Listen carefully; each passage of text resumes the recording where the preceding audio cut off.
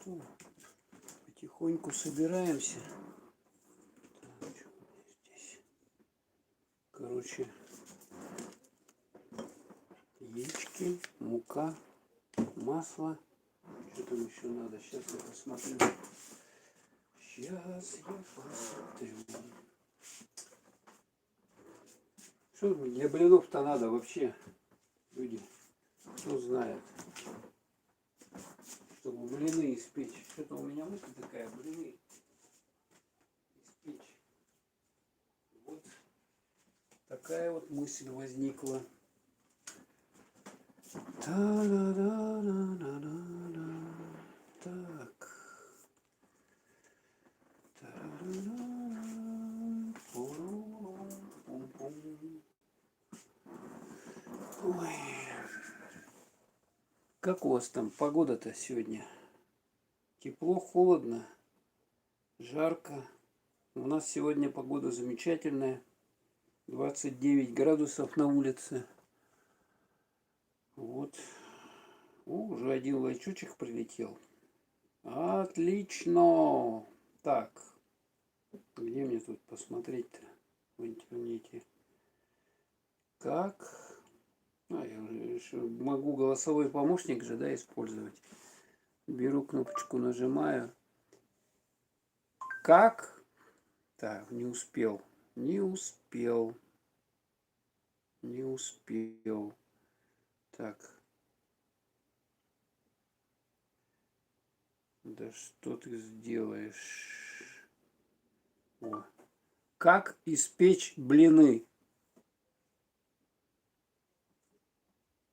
О, смотрите, он мне нашел. Ура! Берем глубокую миску, разбиваем в ней 3 яйца. Взбиваем их венчиком, добавляем в яичную смесь сахар и соль. Вливаем в стакан молока, перемешиваем. Понемногу замешиваем густое тесто. Так, у меня молока-то много. Кстати, молока-то у меня много. Я почему блины-то решил печь? Потому что у меня молоко вот это вот. Молочный дождик. Вот это молоко, молочный дождик, оно, короче, уже все, капец ему. Этому молоку, ну, я думаю, вот для блинчиков-то в самый раз. Так, классические, национальные, что там пишут, чем тоньше, тем вкуснее.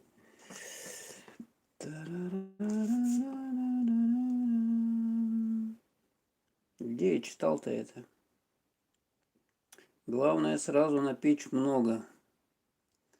Молоко 2 стакана, вода 1 стакан, мука 1,5 стакана, яйца 3 штуки, подсолнечное масло 3 столовых ложки, сахар 3 столовых ложки, соли пол чайной ложки.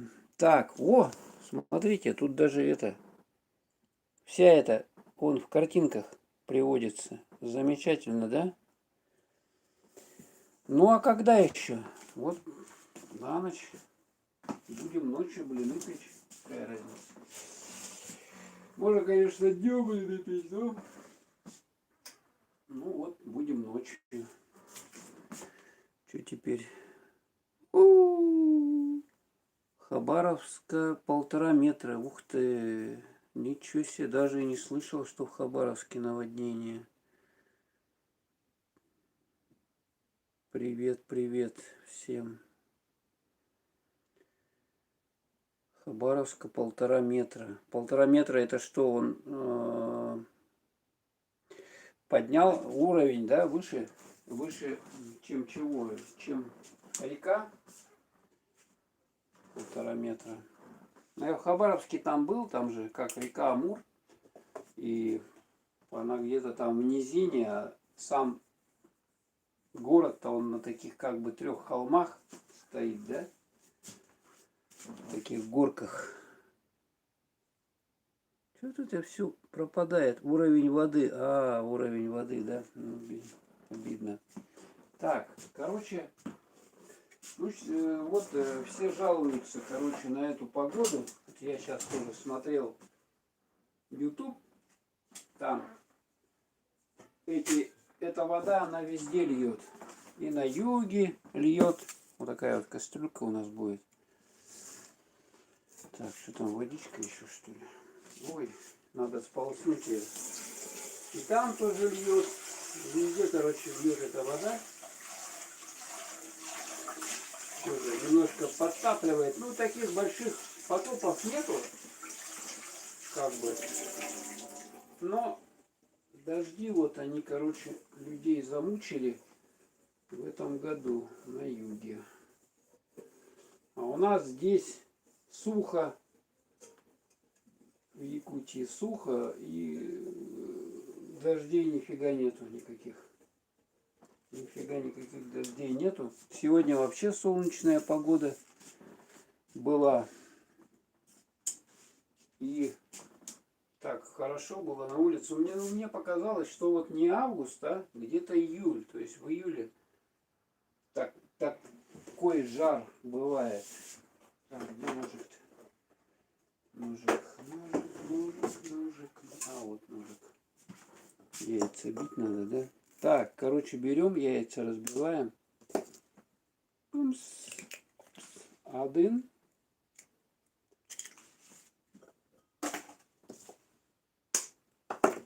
Два. Да. Ну там тоже. Там что-то. Ой, подождите, как этот поселок-то называется? А рядом с Сочи, который находится, его затопило, потом где-то там в Геленджике, в Анапе потопы были. Так, что делаем-то?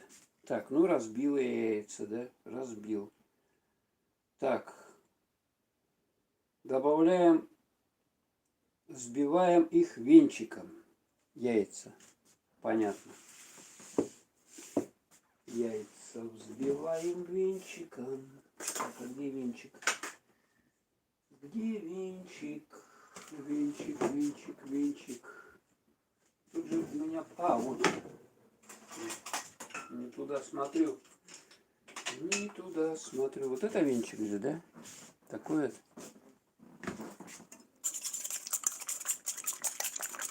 Ну, что, три, да? Надо. Давайте 3 сделаем. Будем точно по рецептуре делать. Как говорится, да.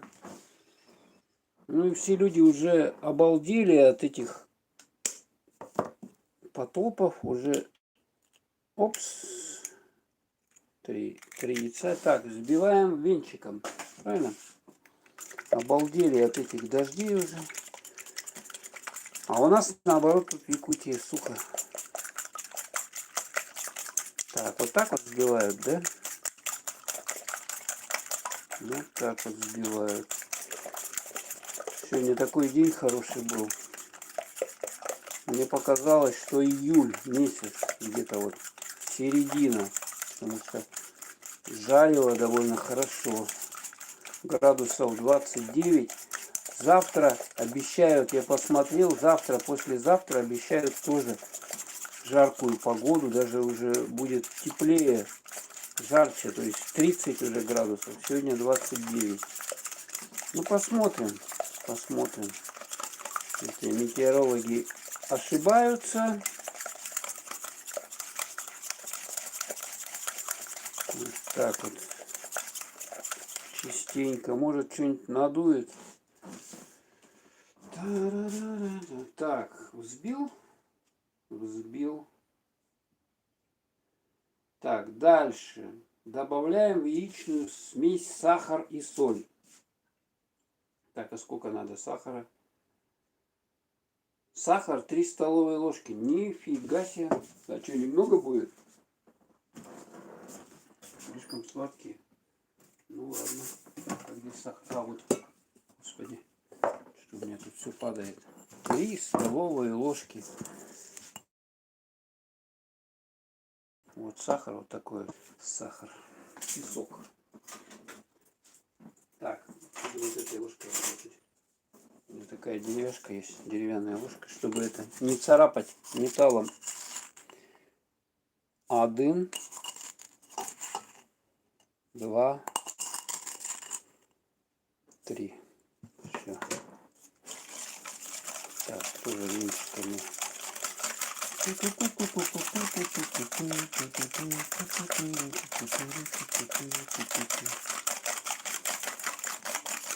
Так, соль, да? Соль теперь, соль. Слушайте, а вот я специальную муку такую использую, которая самоподнимает. Тут случайно соли нету? Так, мука пшеничная, высший сорт сода, соль пищевая. Тут соль есть, смотрите.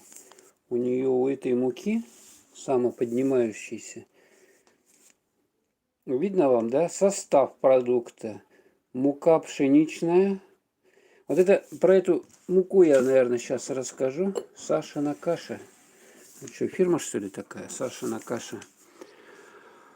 Да, как раз будет у нас тестирование этой муки. Она, знаете, для чего предназначена? Мука самоподнимающаяся. Прекрасный выбор для тех, кто любит печь пироги, оладьи, булочки и блины. Видали? Технологии компании Эндокси постарались максимально самоподнимать, поэтому выпечка получается пышная и ароматная.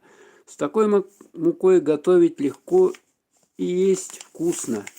Так, и здесь вот сода, соль, регулятор кислотности, кислота лимонная пищевая. Ага. То есть она, понимаю, когда она в воде все это соединится, сода с лимонной кислотой, она начнет это реакция, понимаете, да? Реакция. Дальше.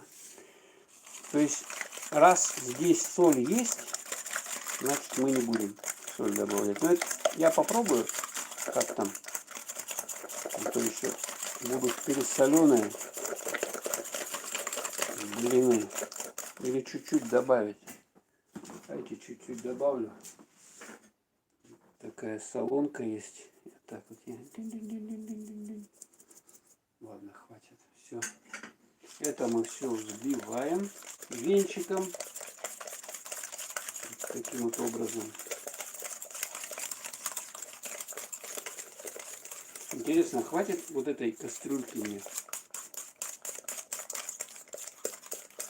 Так вот взбиваем.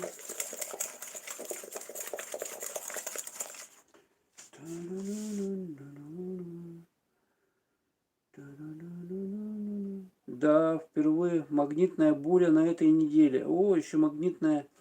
Да, курорт Якутск. Там на речку ходил. Вообще водичка замечательная. Пожары, ага, хотя бы до днем жару, блины, печь, не айс, наверное. Да, точно. Жарко. В Крыму льет снова. Да, что-то Судак я видел, там дожди были. Там как только Амур разлился. Уровень воды. Амур. Да с чем блины? Обычные классические блины. Рецепт вот по телефону у меня тут все, значит. Вот сейчас прямо с вами первый раз пробую. Пожары, то все. Ну, у нас вот дыма нету, да, в Якутске.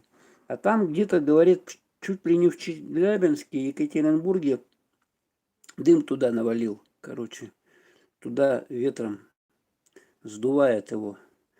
Так, сахар, соль добавил. Вливаем стакан молока и перемешиваем. Стакан молока. Так, молоко я уже это открывал. Так, стакан. Стакан. Какой стакан-то надо? Граненый, что ли? И вот такой вот. Ой! Фу! Да, посуда у меня на все случаи жизни. Вот такой вот стакан. Обычный. Так, отодвигаем, чтобы было лучше видно. Ой, боже. Он что, уже... Молоко-то уже в это... Сейчас мы его потрясем. Оно, смотрите, какое стало. Оно расслоилось на это молоко. На фракции уже. Сейчас я потрясу. Чтобы перемешалось все там. все там перемешалось, чтобы... Да еще вечером, что надумал я делать стрим. О, видали, как кефирчик. Вот такой вот. Видите, даже пенится он, ё-моё. Ну, подумал вечером запилить, что ли, ну вот в это время. Может, народу больше будет смотреть. Да, дожди, дожди. Где-то есть, где-то нет. Так, почему там же 2 стакана молока? У меня вообще литр молока. Я, короче, это молоко купил, поставил его в холодильник и забыл. Обычное молоко, оно же стоит в тетрапаке, допустим. Оно может стоять, там, не знаю, месяц, и с ним ничего не будет, да? А это вот прокисло. Представляете? Прокисло. Хотя стояло оно всего лишь неделю. Неделю вот это вот молоко, молочный дождик, оно испортилось. Представляете, да? Написано, что сделано из восстановленного сухого молока, но оно портится. То есть, как бы это настоящее молоко, что ли, ну, просто его восстанавливают. И все, воды добавляют туда. То есть, получается, что довольно-таки нормальное оно. Так, берем, все мешаем, дальше смотрим. Перемешали. Перемешиваем. Понемногу добавляем муку, замешиваем густое тесто. Так, потом добавляем еще 1 стакан молока, масло. Вот, видите, да, у меня тут все в картинках есть. Вот так вот. Вот так вот сейчас готовить. И книг никаких не надо. А то раньше книги какие там. Сейчас вон. Телефон один на все случаи жизни. Так, подождите, а сколько надо этой муки-то? Где рецептура? Так, вот рецептура. Смотрите, видно, да? Молоко 2 столовые ложки, вода 1 столовая, мука 1,5 стакана. А еще надо вода, молоко 2 стакана, вода 1 стакан, мука 1,5 стакана, яйца 3 штуки, подсолнечное масло 3 столовые ложки, сахар 3 столовые ложки, соль. Так, муку 1,5 стакана. Ну, блины, они же, для них тесто жидкое, поэтому открываем. У нас вот дата выпуска, то есть она еще годная. Я так понимаю, хотя уже год прошел. Это я муку вообще по акции взял, между прочим. Что-то увидел и взял. Ее, видать, никто не покупал. Опс. Тут все вот это дело. Так, 1,5 стакана, да? Так, теперь нам стакан нужен, еще один, да? Такой вот стакан.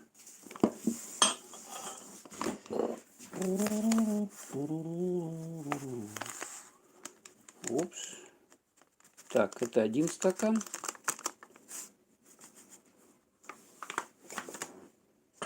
Первый раз готовлю блины вот по этой рецептуре. Так-то готовил раньше, конечно. Пек их. А правильно, печь надо блины, да? Так, теперь, наверное, ложку надо. Вот это такая ложка деревянная, чтобы это... Ну, понимаете, да, металлической ложкой. Так, и всыпаем муку. Так, 1 стакан. Так, у меня тут посуда уже начинает скапливаться. Грязная, которую я использовал. Но еще нам понадобится. Так, вот смотрите, да? Вот правильно я делаю? Надеюсь. Куда чат скрывается? Все, почему я его не вижу? Он куда-то уходит. Я его включаю, он уходит. Спокойной ночи. А, да. Капусту? А что ее не уметь-то? буря. Тима, все блины жаришь, а капусту умеешь? А что ее не уметь квасить? Надо, главное, бочку эту иметь. Такую, где ее квасить. Да рановато еще капусту квасить. Квасят-то где там? В октябре? На новолуние или полнолуние? Так, 1 стакан. Так, и еще полстакана. Полстакана. Ну, потом, если... Опс. Вот еще полстакана. Чик. Высыпаем. Перемешиваем. Деревянной ложкой удобно все-таки. Она вот как-то дерево, оно мягкое такое, когда в руках держишь. Приятное ощущение, оно теплое, мягкое. Вот металл в руки берешь, он такой твердый и холодный, да? Такой. А деревянная посуда, вот эти ложки. И они причем не царапают. Не царапывают вот эти вот кастрюли. Во. Этой ложки, кстати, ей уже, бог знает, она еще с Советского Союза. Сколько лет ей. И ничего не происходит. Так. Немного добавляем муку, замешиваем густое тесто. Добавляем еще 1 стакан молока, масла и кипяток. Кипяток? А зачем кипяток-то? Это воду, да, надо? Горячую получается. Так, еще 1 стакан молока. Так, ну тут я уже все перемешал. Так, еще 1 стакан молока. Молочко. Упс. Молочко хорошее. Вот так вот. Оно пенится. Мне даже попробовать охота. Он как кефир стал. Пенистый.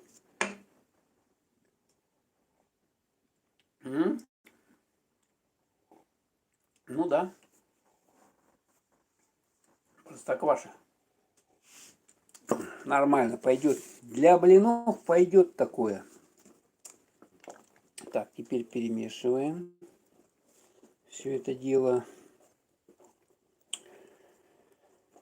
Потом мы масло, да? Масло. Добавляем.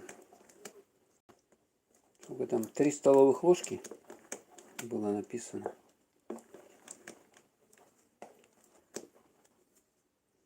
Можно было, конечно, этого использовать как масло вкусное, сливочное. Мы такое вот добавим. Такое стандартное рафинированное масло. 1, 2, 3. Так, поскольку у нас ложка тут с этим, еще одну добавим. О, все. Хватит, да? Я надеюсь. Хватит. Да. А у нас Лена, что-то я ходил сегодня, она обмелела. Вода там ушла. Потопом никаким даже и не пахнет. Ну откуда потоп, если тут кругом пожары, дожди, сухо. Тут в прошлом году вообще тоже Лена в августе уже очень сильно обмелела. И пески, кругом пески были. Короче, в тех местах, где раньше можно было на лодке проехать, допустим, проплыть, да, теперь уже фиг, там уже пески были. И вот на квадрокоптере видел, летали кипяток. А я не понял, зачем кипяток-то? И если кипяток молока. Так, ну давайте. Вот тут у меня какая. Ну, горячую надо, теплую воду. Давайте я ее сейчас вскипячу. Не вскипячу, а подогрею. Я боюсь эту кипяток наливать. Она же это самое свернется, там же яйца у нас. И тесто свернется просто. Как это настроить, а? Капусту квасить. Ну, эту терку надо. Где терку-то вам показать терку? Для капусты.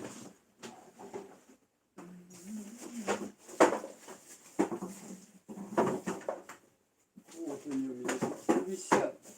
Ой, капусту квасить. Приезжайте, поквасим вместе с вами. Сейчас я вам покажу. Она немножко запылилась.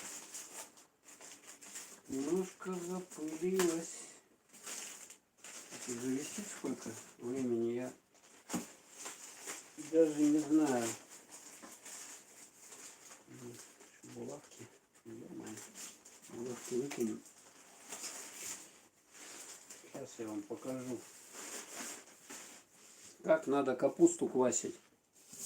У меня все есть, как в Греции. Во, видали? Вот капустку ложат и так, шик-шик-шик-шик, как раз для закваски капусты.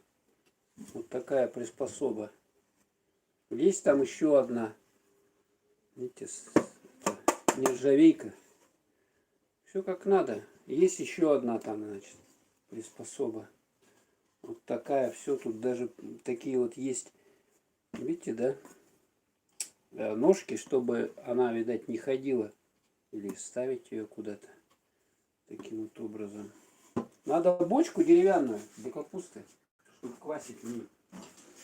И камни тяжелые. Но это все, когда уже холода наступают, тогда заквашиваем капусту. А сейчас-то ее какой смысл квасить? Правильно? Так.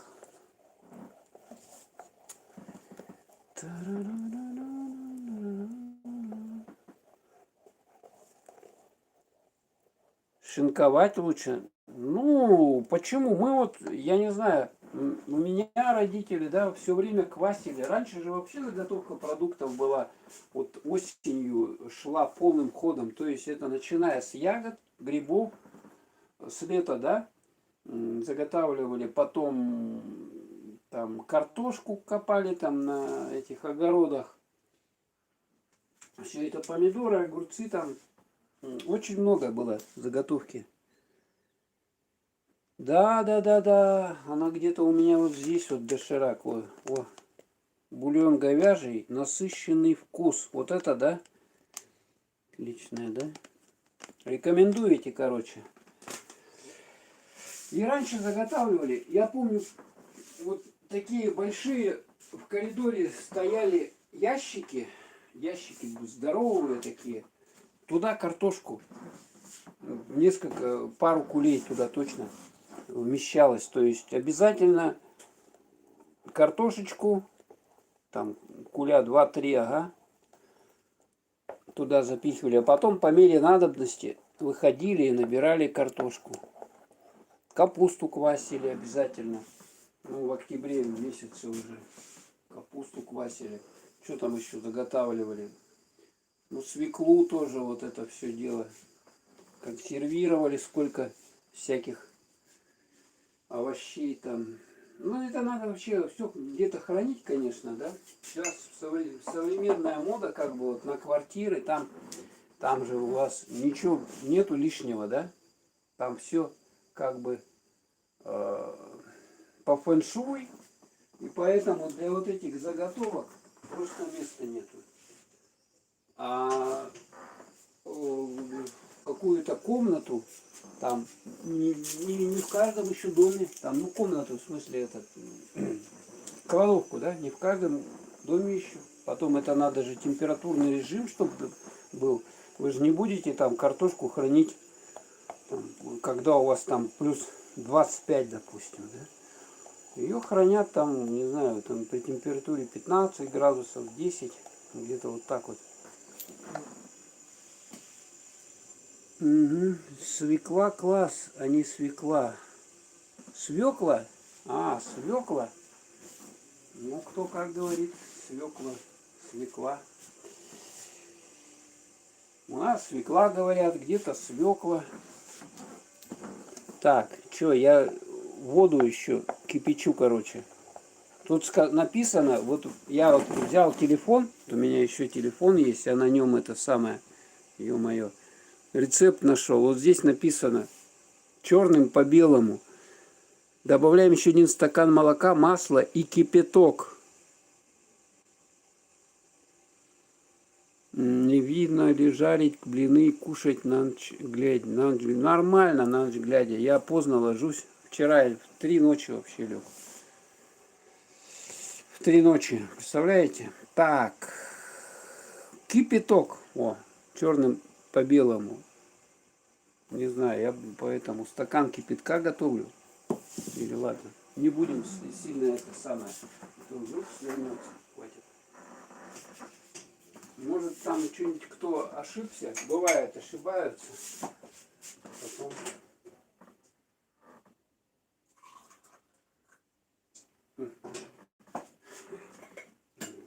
Попрохладнее. Попрохладнее кипяток. А для чего кипяток? Для чего кипяток в блины надо наливать? Вот первый раз я такое, честно говоря, с этим вот тепленькую водичку. Ой, блин, вот вода. Сейчас выливаю сюда тонкой струйкой выливаем мы воду. Блины самый дешевый продукт, который можно приготовить. То есть себестоимость его, ну что, 3 яйца, да? Яйца у нас сейчас я покупал по сколько там? Ну, 9 рублей, допустим. 3 яйца, вот смотрите. 9, 21 рубль, да? Правильно? 24. 3 яйца, короче. Там мука, 1,5 стакана, масла, 3 столовые ложки. Вода. Ну, вода, я думаю, вообще она ничего. Ну, молоко 2 стакана, да? Ну, молоко 45 рублей литр стоит. Вот считайте. Так сказать, бюджетненько. Бюджетненько. Ну, вроде бы все. Вот. Доливаем. Так. Вот такая консистенция получилась у нас. Консистенция, да? Консистенция. Правильно, по-моему? Или жидковато? Все-таки. Ну-ка я попробую ее сейчас. Там соль-то вообще есть. Он сладкий вообще. 3 ложки столовых. Что-то дофига, по-моему, для блинов. Ну ладно, зато они сладенькие будут. Блинчики. Так, читаем дальше. Так, добавляем еще 1 стакан молока. Так, взбиваем до однородности. Выливаем порцию теста половником на раскаленную смазанную сковороду. Жарим с одной стороны, затем с другой. Все, что ли? Вот такой результат, короче, должен быть. Вот.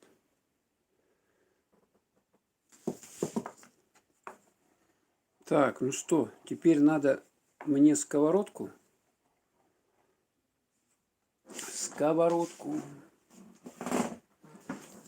Видите, как быстро тесто? Это я еще медленно делал. Там вам показываю еще, не торопясь. Ой, блин, сковородку надо помыть. Короче, сейчас я пока помою сковородку. Ее не мыли. Она еще от прошлой жарки блинов. Вот, просто ее пожарили блины и сунули.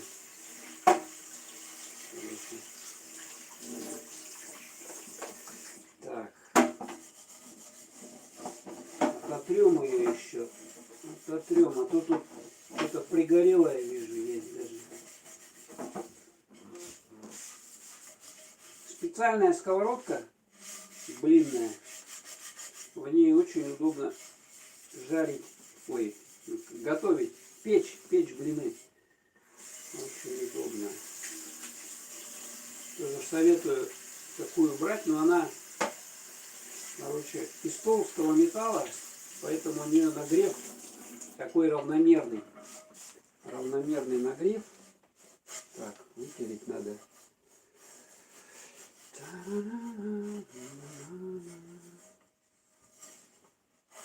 Вот так вот. Нельзя с сырыми яйцами пробовать, может быть сальмолез. Нужно просто точно знать, сколько соли и сахара. Говорить нужно правильно, а не как в деревне украинской. Не видно ли жарить блины и кушать на ночь глядя. Свекла. Вот такая сковородка. Во. Видите, какая у нее толщина. Специальная блинная сковородка такая большая. И вот у нее маленькие бортики, вот если обратите внимание. Вот такие вот бортики. Вот сейчас мы будем... Так, ничего надо. Мне надо вот сюда вот. Вас переставить с места на место. Я уже тут, мне нету плиты здесь. Как я вас, как буду жарить? Так, сейчас один момент. Один момент, не волнуйтесь. Ой. Ой. Так, о господи.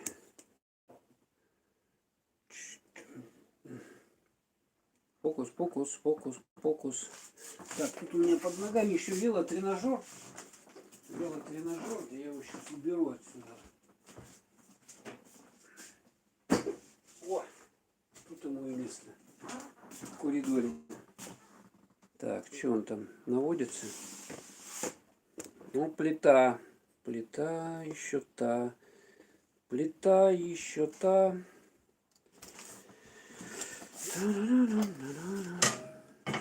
О! Ух ты, не влазит даже, да? Так. Сейчас мы вас будем настраивать. Настраивать будем. Так, не сильно близко. Так, или я ножки вот эти вот. Это у меня на максимуме уже. Наверное, ножки буду поднимать. Я так понимаю. Опс.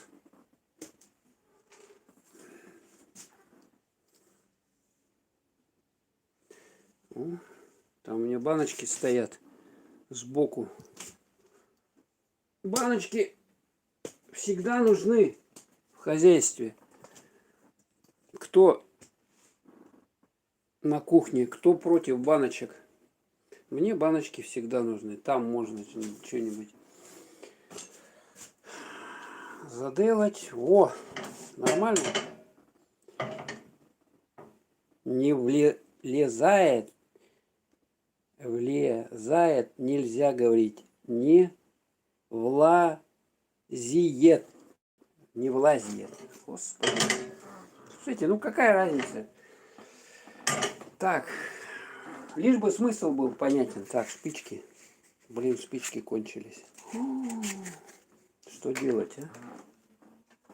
Другой коробок. Вот такой дедовский способ. Спички. Видите, да? Спичками зажигаю. Сейчас, наверное, у всех электроподжиг, у кого газовые плиты. А у меня вот так еще по-дедовски. Опс! Нормально. А это вот сюда вот здесь такая вот есть. Сейчас покажу вам. Вот такая вот, короче, магнитная. Магнитная, тут спички. Видите, выкидываем спички сюда. Еще Олимпиада 80, когда, видите, да, символика. Олимпиада 80. Вот с тех пор она из такого толстого металла сделана, что ей ничего не делается. Она вечная. Вечная. Представляете? Да, да. Ну, они сами по себе, дети, развиваются. Я на них как могу влиять особо. Так, ну такой медленный огонь, короче. Сковородка вот с таким каким-то хитрым покрытием. Специальная сковородка для блинов. Вот. Ставим. Так, что нам надо? Масло, да?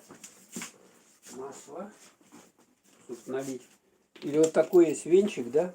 Как это называется? Венчик, венчик. Венчик. Ой, есть венчик. Такой вот венчик. Вот что-то грязный. Вот такой венчик можно. Сейчас я его немножко почищу. А то он сколько тут стоял уже времени. Венчик. Хотя можно, в принципе, и так просто налить на сковороду, да? Ой. Вода еще капает. Так, кран протекает. Надо прокладки менять. А то накапает на кругленькую сумму воды, да? Прокладки.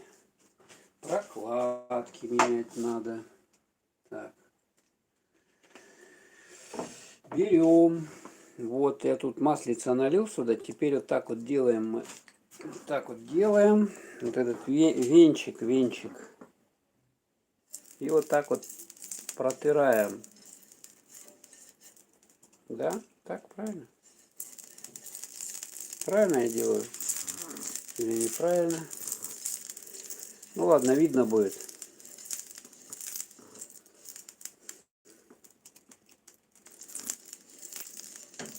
Так, а чем я буду блины-то? Половником, да? Там половник было написано.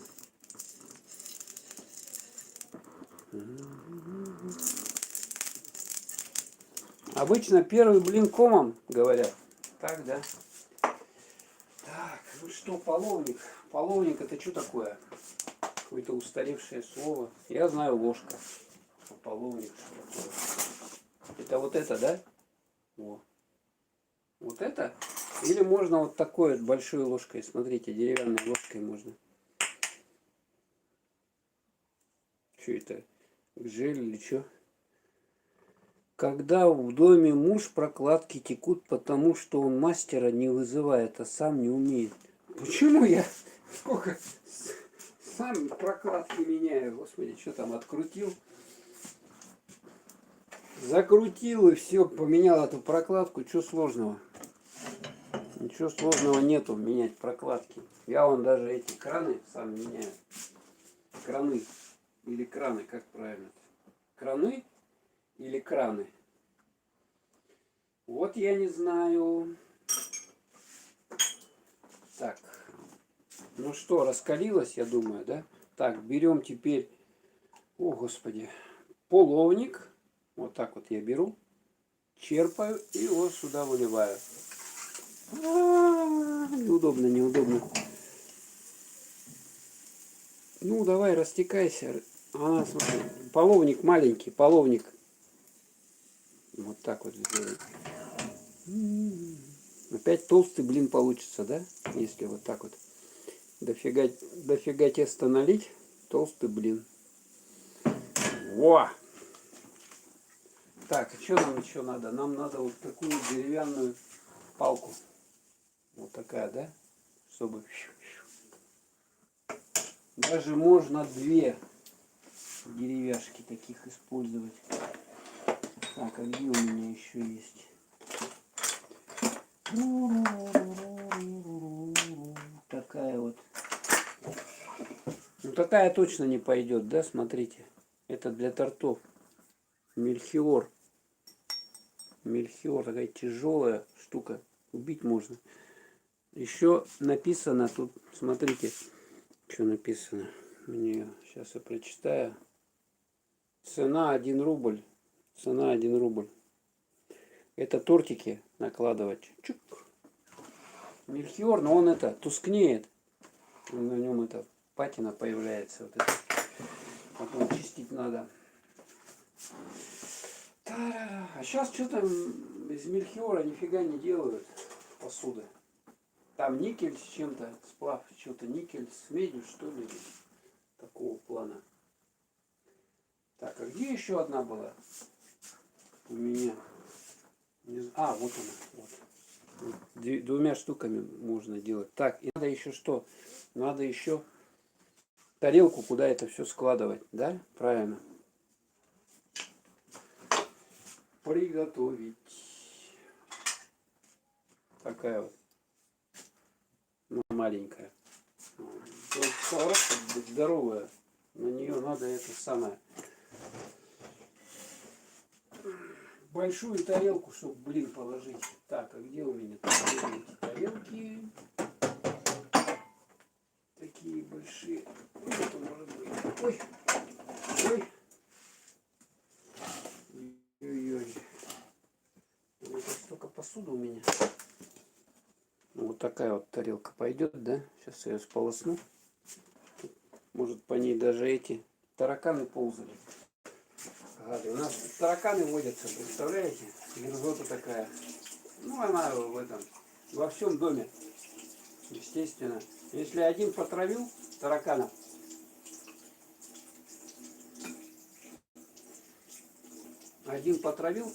значит они к другим лезут.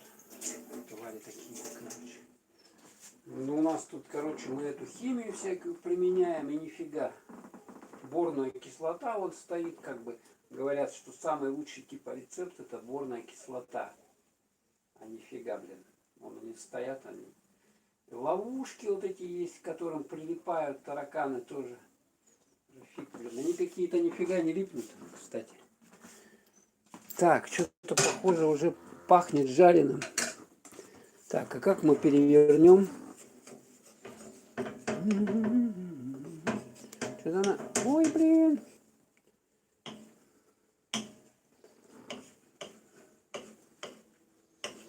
Так.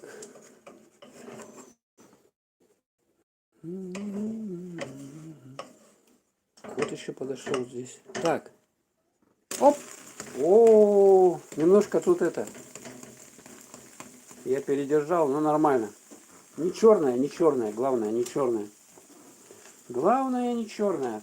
Так нормально, он что-то, смотрите, кстати, неравномерно, да? Вот здесь вот больше греет, да, где-то в этом месте, да? А здесь меньше. О, так, замечательно. Так что тоже подключайтесь, блины готовьте. Очень просто. Надо муку, 3 яйца, сахар, соль, растительное масло, воду, ну и это, там что, разрыхлитель. Поскольку у нас это не дрожжевые блины, да, не дрожжевые, да, а на этом... Я специальную муку использую, короче, вот показываю еще раз, какую муку я использую, специально для приготовления блинов. Самоподнимающаяся, вот такая вот мука, самоподнимающаяся. Вот, ее здесь килограмм, купил недавно, вот сейчас пробую, тестирую, как она вообще, годная, нет. Ну, в принципе, да, вот по первому блину видно, что в принципе нормально. Так, что там, смотрим. Ну все уже, все. Ладно, нормально, смотрите. Нормально же, да? Опс, ой, слишком загнул. Во! Па-ба-ба-бам! Первый блин, даже и не комом. Смотрите. Нормально. Так, теперь дальше. Второй блин. Второй блин. А давайте вот так сделаю. Оп. Масло налил. Когда масло наливаешь, кстати, блинчики такие красивее становятся. Ой, блин. Ё-моё. Что она брызгает? Вода? Вода в этой, что ли? Вот это покрытие, оно вот на сковородке, оно уже несколько лет у нас сковородка. Оно хвастались, что какое-то супер-пупер. Но оно супер-пупер, только все равно к нему что-то прилипает очень хорошо. Так, далее беру зип. Делаю такие 2 половника. И теперь мы... Ой, ой. Ну, давай.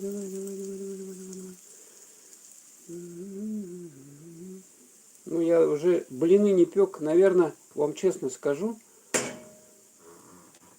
Поэтому вы так меня сильно не ругайте. Я, наверное, уже года, год или 2 не пек. Поэтому ничего страшного. Я думаю, ой, тут тоже налилось. Но я сейчас подотру. Уберу. Года 2-3 не пек, поэтому немножко рука отбилась от этого. Что там? Так, прокладки прочитали. Надо договориться со всеми соседями и одновременно поставить рапторные ловушки на вентиляцию, отверстия сетки от комаров и закрепить скотчем по периметру. И в ванне, кухне, где жена? Жена, ну где жена? Жена вон там развлекается. Я же ничего, не командир, она хочет, пожалуйста, и что? Я вот здесь дома сижу. Дома развлекаюсь с вами. Блин, и пеку.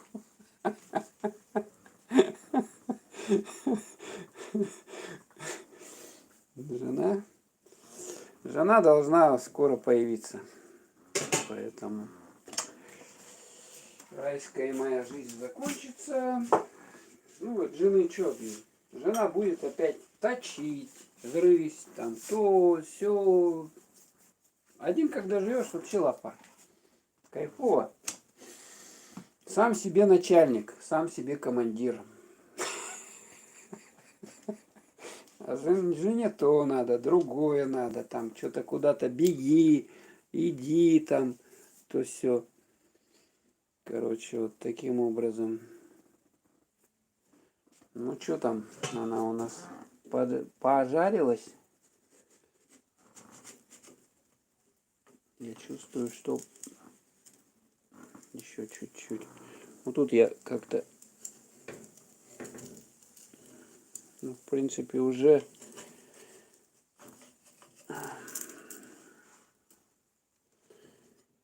хоп, па-ба-ба-бам. Ну, немножко неровненький, да, как бы, ну, ничего страшного. Сейчас я это еще помешаю.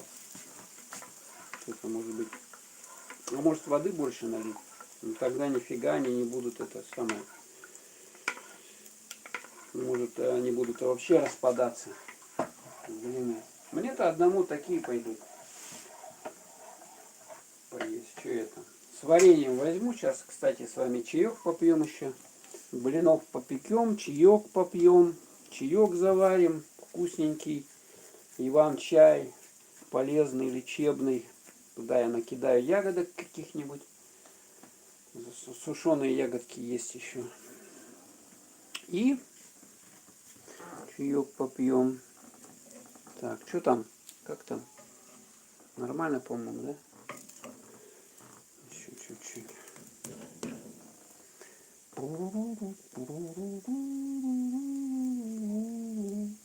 Вот если надо много, допустим, блинов напечь, да, а времени мало, используем две сковородки. Две сковородки, вот одна такая и вторая такая. Сюда вторую сковородку ставим, вот сюда вот, на это место. И жарим одновременно на двух сковородках. Тогда выход в 2 раза быстрее получается блинов. Так, а что это, кстати, сковородка? Она же вот здесь у меня должна висеть. Все должно быть на своем месте, правильно, да? На кухне. Если не на своем месте, то... Так, все. Снимаю. Вау! Вот такой блин. Шикарный. Вот сколько такой блин стоит? Купить такой блин? Так, сейчас подождите-ка, я тут немножко приберусь, а то, блин,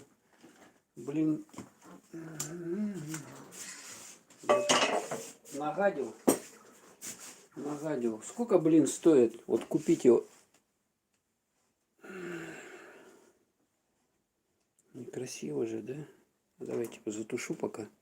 Здесь подтеру. Сколько, блин, один стоит? По-моему, что-то рублей 80. Вот, блин, один заказать где-нибудь в столовке. Ну, я имею в виду такой здоровый вот, где блины пекут. Не маленькие вот эти блинчики, да, которые там в столовке где-то, да, такие. А вот эти вот блины, которые в блинных, что-то дорогие они, короче. Я помню, мы брали, они, один блин с начинкой, да, с начинкой, там 100 рублей обходится. Это же ужас. Что за цены? Еще все дорожает куда-то, все дорожает. И так дорого, а еще дорожает. Я вообще не понимаю логики. То есть дорого было и еще дороже стало. Бесит меня это все, конечно. Это может быть там, где... Опс. Зажигаем. Для кого-то, может быть, дешево было. Там в Америке, там, может быть. А у нас-то дорого всегда было. Так. Смазываем. Маслица. Чтобы не прилипло.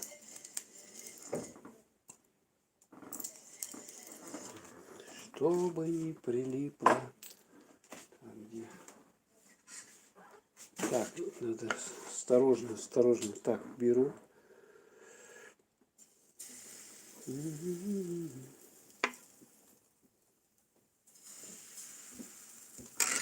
И теперь я их аккуратненько.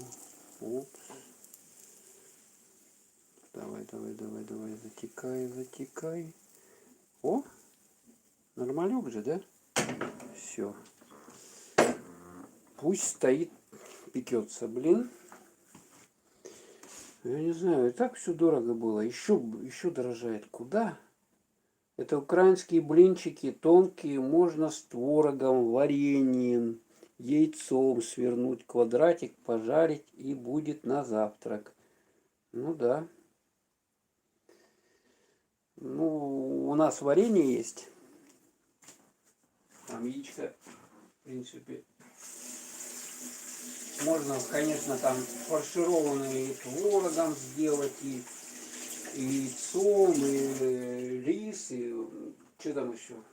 Фарш, да, мясо. Ну, по-простому. Я так вот просто с вареньем буду есть их. С вареницем. Вареница вкусная. Вишневая. Сам варил тоже. Ну, у нас здесь в Якутии вишни-то нету, как бы не растет на деревьях, поэтому купил в магазине замороженные ягоды и сварил просто тупо сварил.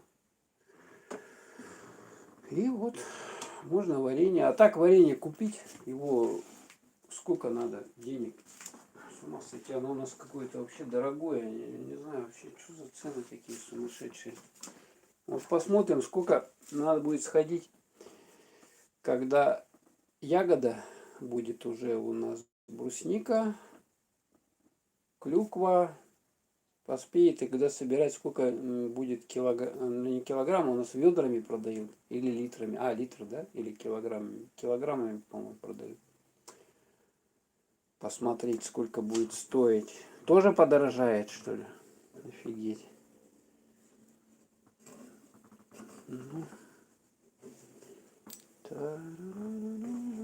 Так, еще не испекся. Огонь-то нормальный, да? Ну, я на небольшом огне, чтобы они подгорели, они. Еще сковородка, видать, подостыла немного, пока я тут убирал. Сколько вот... Так, я помню, что-то ведро 2500, по-моему, было, да? 8-литровое или 10-литровое. 2500. Вот осенью прошлой. А в этом году я не знаю сколько. Ну, цену, наверное, однозначно подымут. Так-то ее вокруг, в принципе, города ее полно, этой брусники.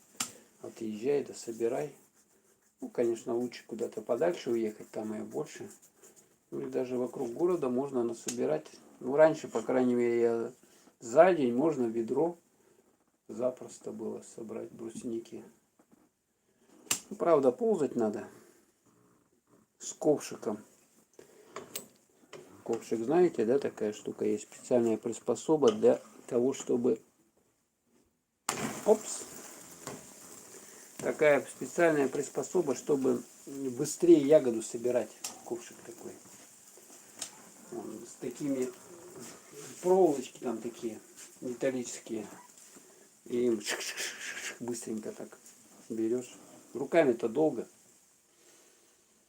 А ковшиком быстро. Нормально. Да, надо чуть поменьше держать мне их. А то они начинают чернота появляет. Ну, она такая нормально, съедобная. Да, надо будет потом пройтись. Короче, стало дешеветь картошка у нас. Она же тут что, вообще 100 рублей стоила? 90 рублей. Офигезно. А тут я что-то зашел, уже 69. Показать картошка какая.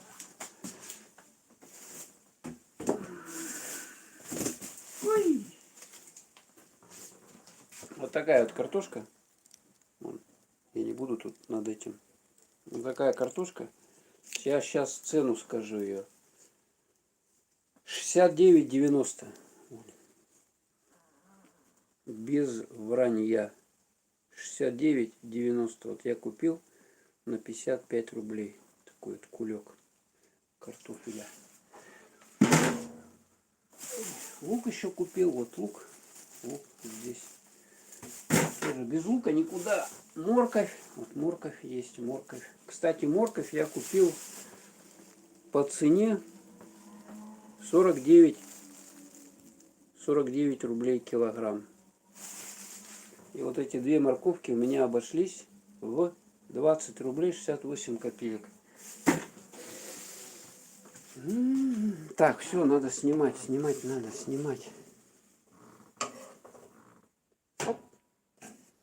Так, дальше, быстрее давай. В темпе, в темпе. Как в темпе. Ой, нифига себе она.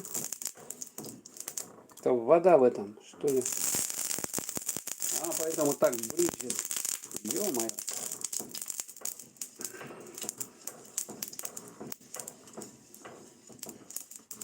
Что, нормально смазал? Маслом блин не испортишь, то он не прилипнет. Так, раз, два. Ну, маленькие половнички такие вот. Половничек маленький.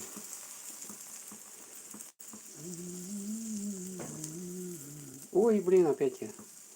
Мастер, ломастер. Опять. Ну, без этого не бывает, конечно. Вот. Короче, картошка стала дешеветь. Это хорошо. Ну как без картошки жить, я не знаю. Мы же к картошке вообще привычные люди. У нас как без картошки-то? Второй хлеб, картофель. Первый хлеб хлеб, второй хлеб картошка. А третий хлеб блины. Угу. Так, во.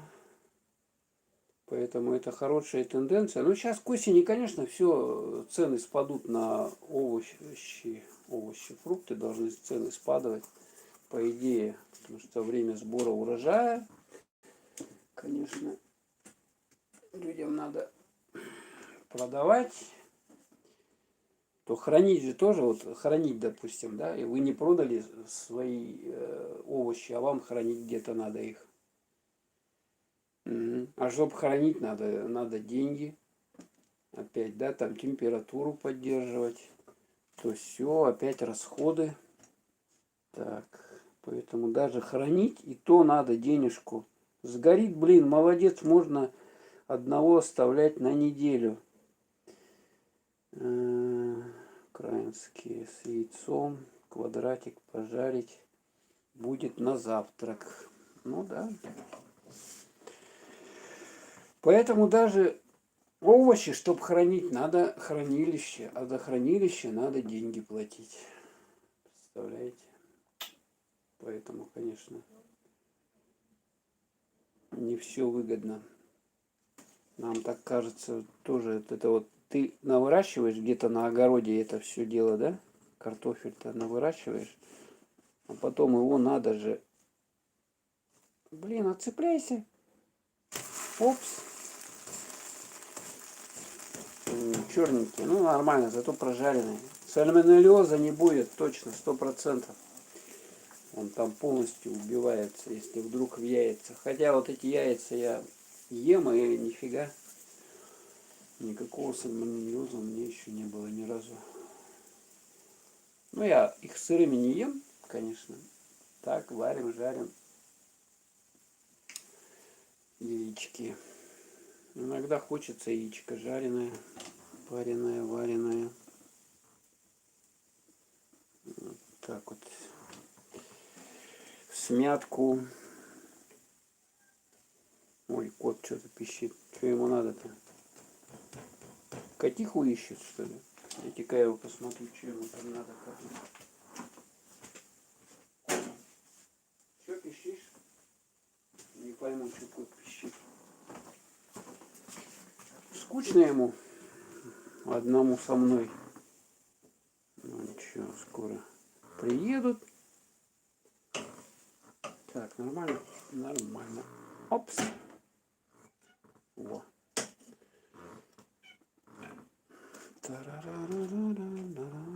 Так, дальше пошли. Вот как вот на этом. Ну, моё. Люди работают, которые возле плиты. Угу. Им тяжело, наверное, да? Готовить. Вот целый день вот так вот надо стоять, готовить. Там еще темп. Темп, давай быстрее, быстрее. Там какие-нибудь 2 блюда надо будет делать одновременно. Так.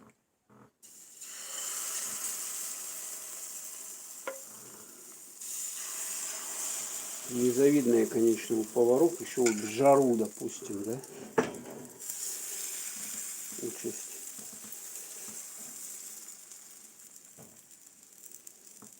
Так, а тут что? Ну, давай сюда затекай. Тут дырка какая-то образовалась. Ой, блин. Так, немножко тут капнуть надо. Каплю совсем. Каплю. О, залили мы каплю. Не хватило. Чуть-чуть. Вот. Ну, и стоит жаркая погода сегодня. Сегодня 29, завтра вообще 30-ник обещают. Вообще. То есть, как бы август уже, по идее, надо, чтобы погодка уже холодила. Дайте я вентилятор включу, что-то мне жарко становится. О, немножко тарахтеть будет, но ничего страшного. Ой, как хорошо, сразу посвежело. Сразу посвежело. И вот, что я хотел-то? Насчет жары. Тоже солнечно и жарко, да? Тридцатник. Вот как в июле месяце у нас сейчас. Короче, вообще что-то климат меняется. Где-то там дожди заливают людей. Где-то пожары, блин. А где-то погода как... Вот так вот надо делать. Подождите, более-менее по центру надо держать. А то она с одной стороны больше подгорает, с другой меньше.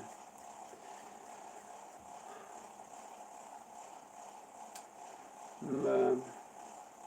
Ну, ничего страшного, я думаю, зима будет опять холодная у нас.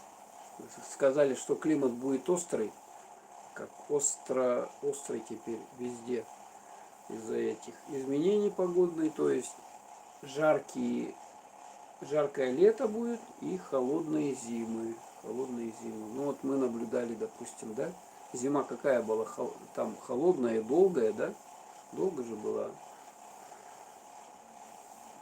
Хотя вот в Крым мы ездили, да, мы в июне ездили, там было прохладно. Шли небольшие дожди, ну не постоянно, а немножко шли дожди, как бы, да. И даже, ну когда дождик, даже было прохладно как-то. Ну это хорошо, я считаю. Лучше пускай прохлада, чем жар. Потому что если прохлада, ну вот сейчас вот летом какая прохлада, это наоборот комфортная температура, когда так прохладно, да? А жар это уже некомфортно, это уже неудобно. Так, я тут что, заговорился опять? Оп. Блин, точно заговорился. Ничего страшного. Маслицем смазать. Сливочным маслицем, да? Сейчас мы помажем маслицем. Где маслица было? Сливочное маслице.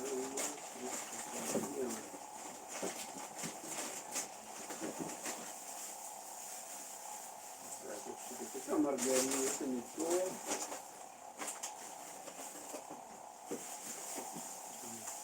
Это тоже маргарин.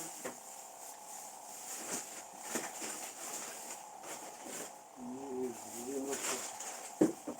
Было же масло у меня. Лежало в холодильнике.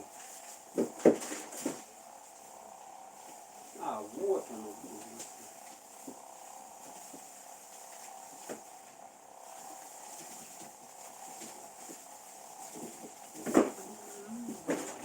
Ферма.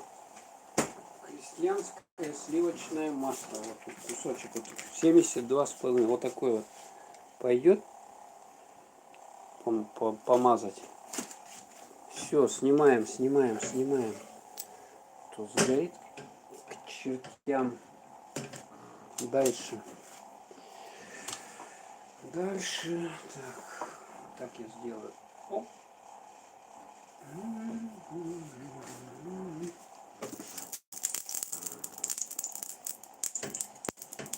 Ну, кто как. Можно, конечно, просто вот так вот брать его и масло это равномерно, чтобы оно растекалось. А я что-то вот этим вот венчиком решил.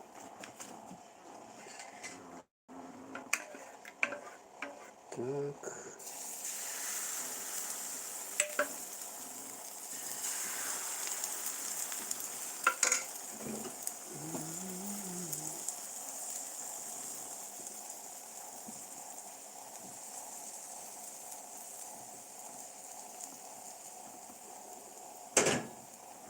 Так, сколько мы уже тут блинов-то нажарили, я даже со счету сбился.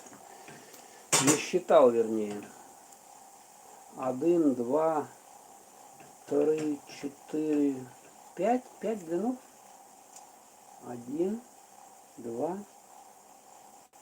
3, 4, 5. Вот это 6-й блин. Вот такие блины большие. Видите, какая сковородка здоровая.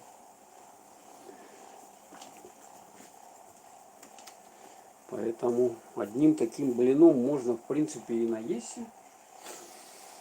Ну, нет, конечно. Я, допустим, мне вот надо, чтобы наесться, честно скажу, мне надо блинов. Сколько? Наверное, штуки 4-то надо блина съесть. Вот 3 хотя бы. Так, вот маслица есть. Вот маслица, да? И как так вот мазать надо, да? Его. Каждый блин, пока горячий. Правильно я делаю? Смазываем маслом. Маслом блины не испортишь. Правильно? Тем мне тоже надо было мазать. Как вот я сейчас...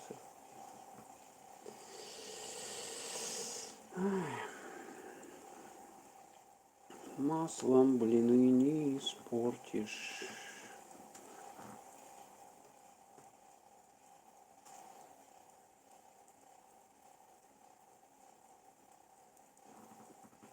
Так, сейчас я буду смотреть все-таки на этот блин.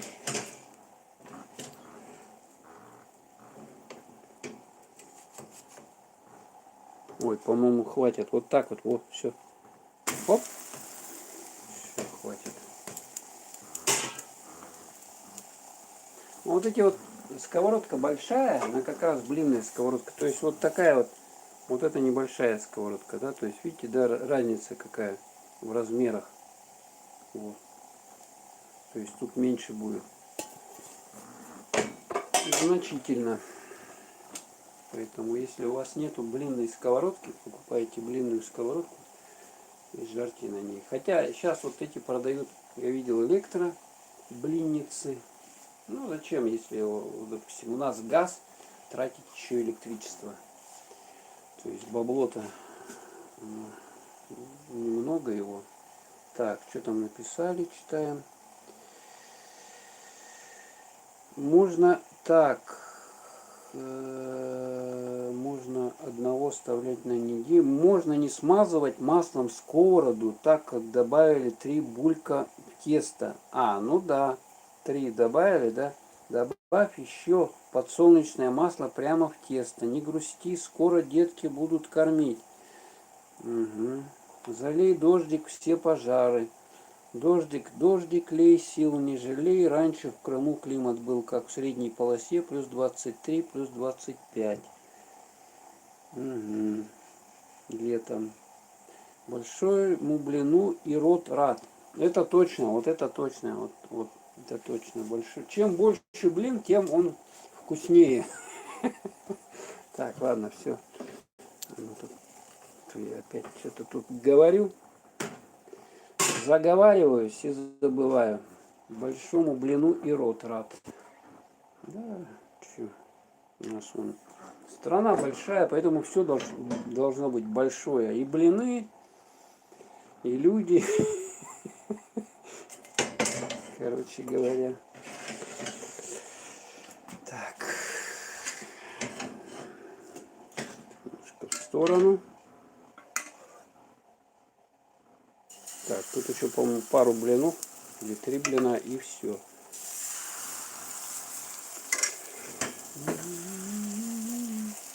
Делают такие тоненькие блины еще, но я такие особо не люблю. То есть тоненький блин. Во-первых, его сложнее готовить, как бы, да, то есть переворачивать там, он рвется там, то все. Ну, и надо знать точно, как вот рецептура, состав теста, чтобы... Так, а тут я смазать должен, пока он горячий. Блин. Должен маслицем смазать. Так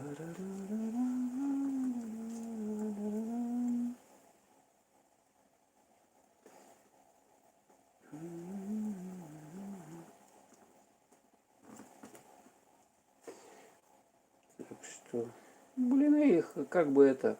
Конечно, время тоже надо вот на выпекание, да, то есть если вы не привыкли, в общем, тратить много времени на готовку еды, вам это может быть немножко муторно. Все это муторно. Так, давайте проверяем.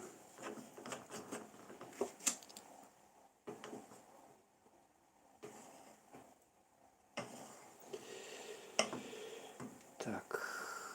Опс, опс. Как-то вот так вот кто-то, я видел, подкидывает, блин, вот так вот, и он переворачивается.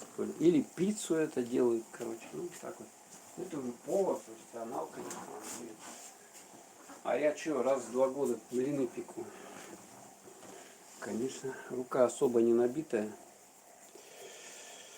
Поэтому вот так вот и получается, как получается. Ну, нормально. Я по рецепту с интернета все как положено делаю. Так, что-то кот замолчал. Че он там? Что с котом-то?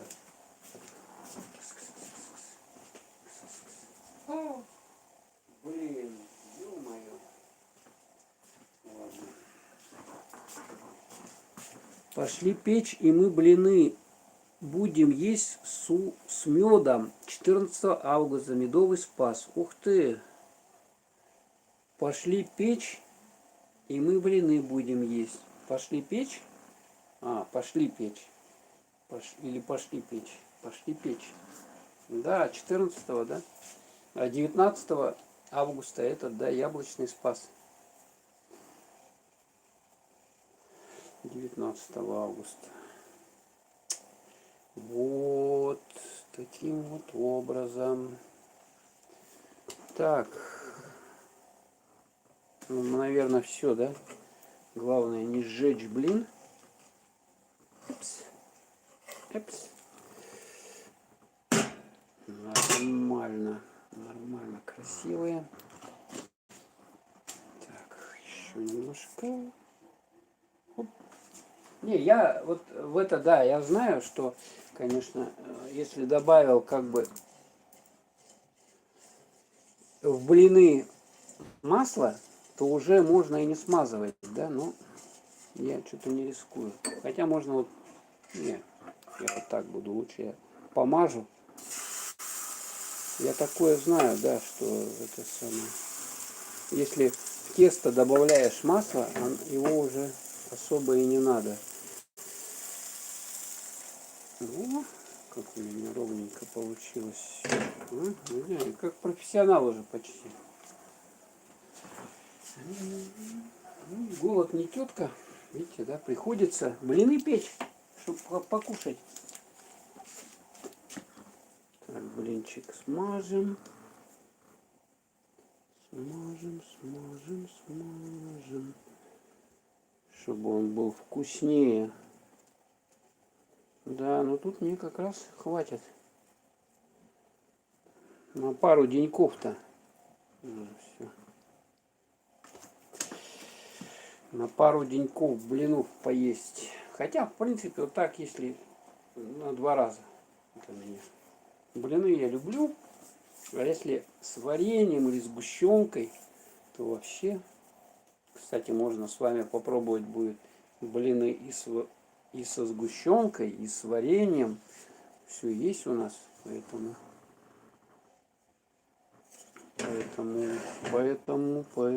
так.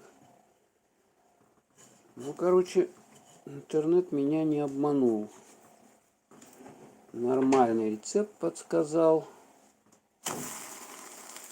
Я первый, который был, ну, там же вот Яндекс, допустим, я через Яндекс ищу. Первый рецепт, который был, я его взял просто тупо и вот по нему готовлю. Бывает же, что там можно листать эти рецепты, несколько страниц. Ну, у меня так все получилось. Вот так вот правильно надо их печь. Вот до такого состояния уже дальше уже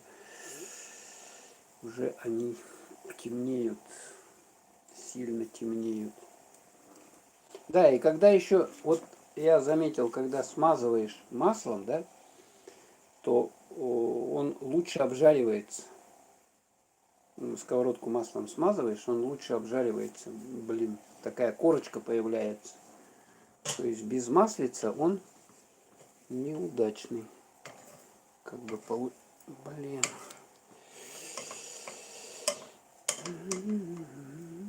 Так, раз, два. Оп. Нормально. Так, дальше. Ну и тут, по-моему, последний. Немножко наливаю. Немного. Блин, капнуло на ногу масло. Капля. Страшно. Поэтому надо, когда с блинами дело имеешь,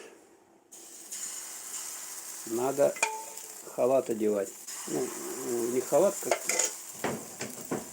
как это называется, штука-то, которая на...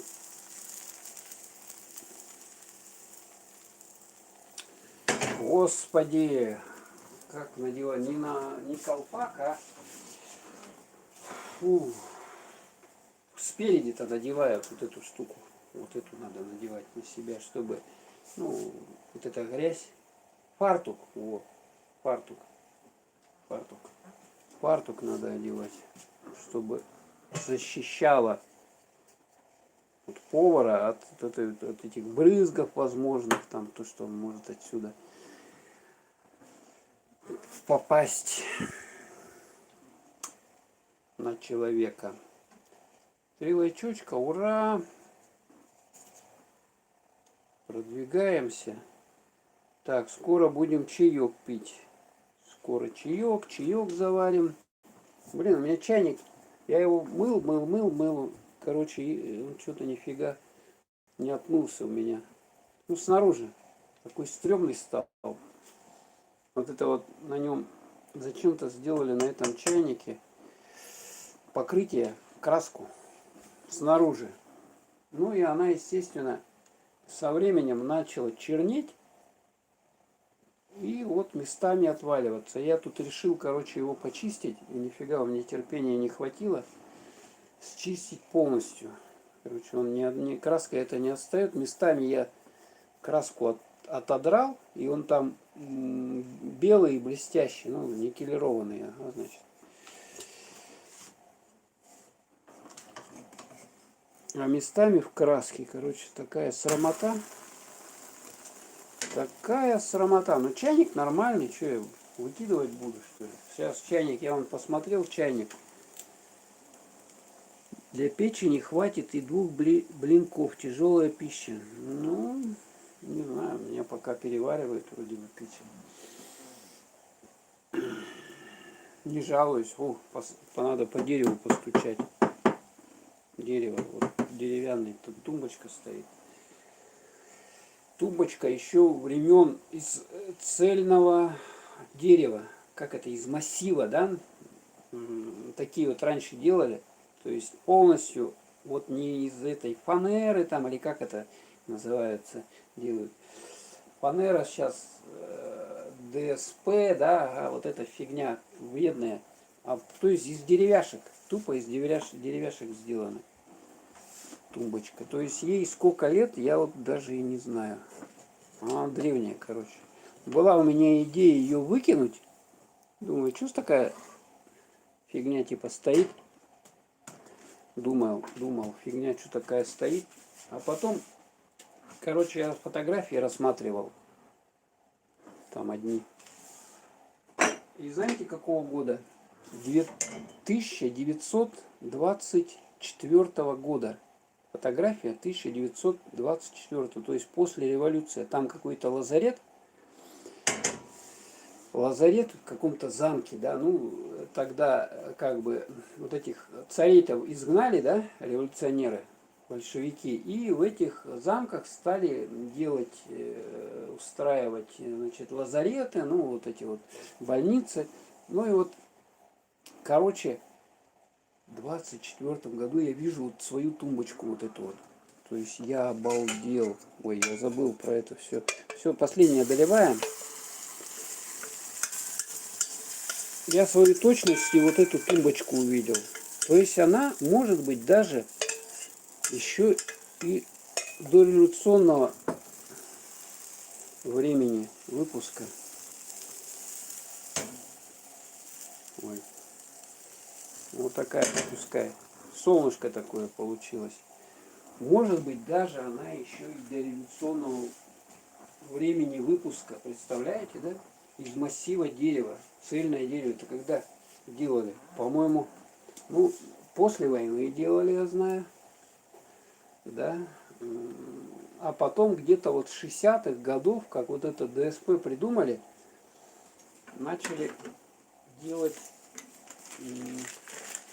Ну, первая, которая ДСП, древесно-стружечная плита, да, она толстая такая, они были нормальные ДСП. А потом уже начали фигню гнать, короче, этот ДСП. А вот тот ДСП еще, он прочный очень. Просто тоже есть шкаф один, ему он такой прочный того времени. Мы еще его взяли, кто-то отсюда уезжал, съезжал, да? Представляете, люди у нас тут, ну, постоянно, да, ну, миграция идет, как бы, север же. Приезжают, тут, допустим, поживут и потом уезжают. Вот они уезжали, и мы у них взяли это было давным-давно еще.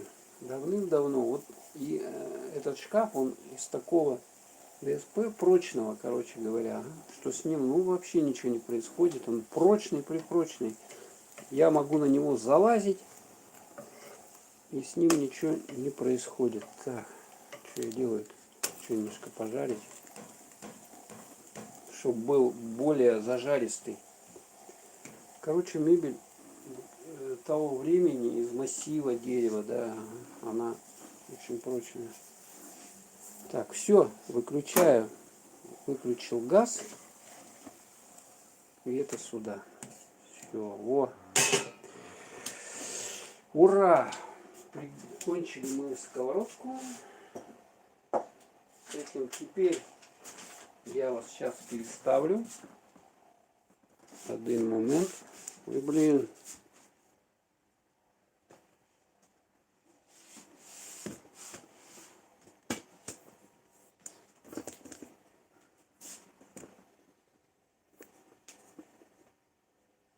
Так, вот.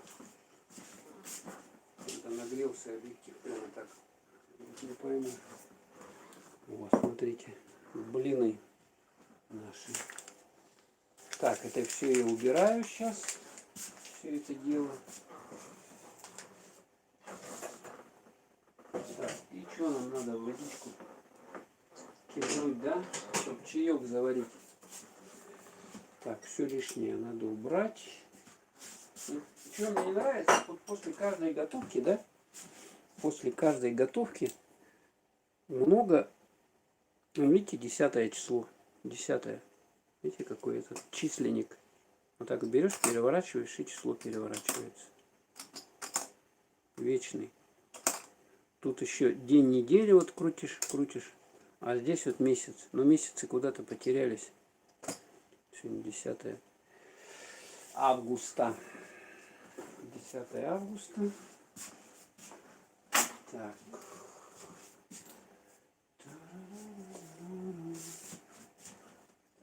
И, короче, вот что не нравится, да, готовить. То есть ты что-то приготовил, хотя, в принципе, даже немного, да, а у тебя много вот этой посуды, которую надо мыть. Вот что мне не нравится, вот это мне не нравится. Так, где-то как вот так вот я сейчас немножко, упс.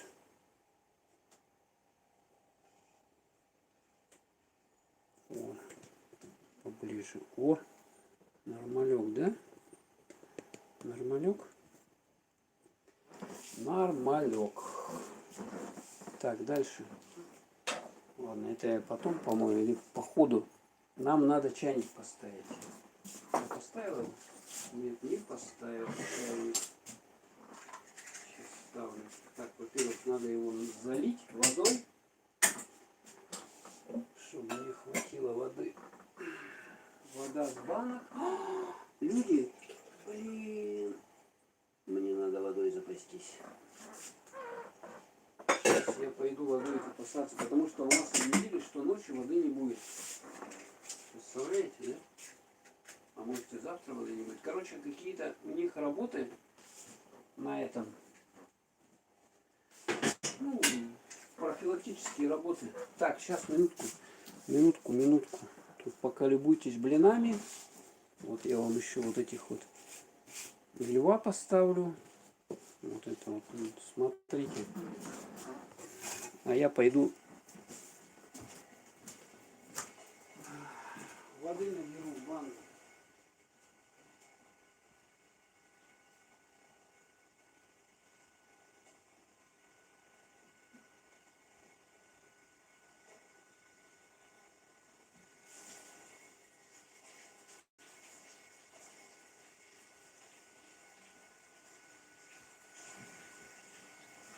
А то потом надо будет, допустим, надо будет в туалет сходить, а в чем смывать-то туалет?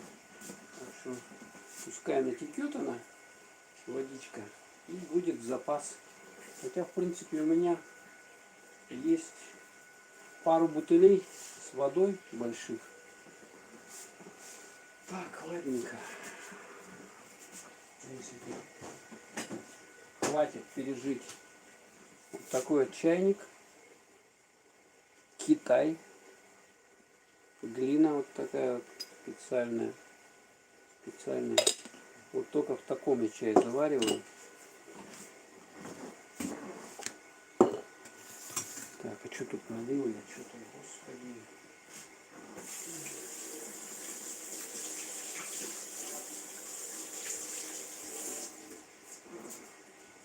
Стол-то надо, чтобы чистый был, да?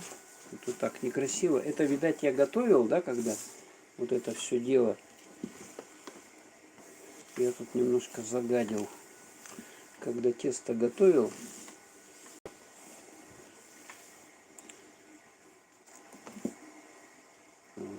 Красота вот такая вот. Неописуемая. Так, чайник. Пока закипает чайник, мы сейчас приготовим водичку. Ой, не водичку, господи, что я говорю. Вообще уже разум за разум. Разум за разум уже. За разум. За разум. Разум за разум. Вот тут есть какой-то чай. Короче, чай еще грузинский, представляете, экстра. Ну, тут постиралось, но московская, городской саунархоз. Саунархоз. Блин, давай настраивайся. Да что такое? Московский городской совнархоз. Видели, да? Это какой год-то? Грузинский экстра. 100 грамм. Чистый вес. ГОСТ, сейчас я вам скажу, 46-го года. От 46-го года ГОСТ. Видали, да?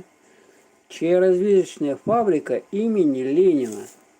Цена чая 1 рубль. Сколько там? 4 копейки. Чайницы 23 копейки. То есть чай дороже, чем вот это. То есть чай хороший, экстра. Ну, экстра, это понятно, это был как первый сорт, высший сорт, второй сорт, третий сорт и экстра. Экстра это типа, как вообще супер-пупер, ну типа высшего сорта. Угу. Так, вот такой вот какой-то чай. Вот это хороший чай.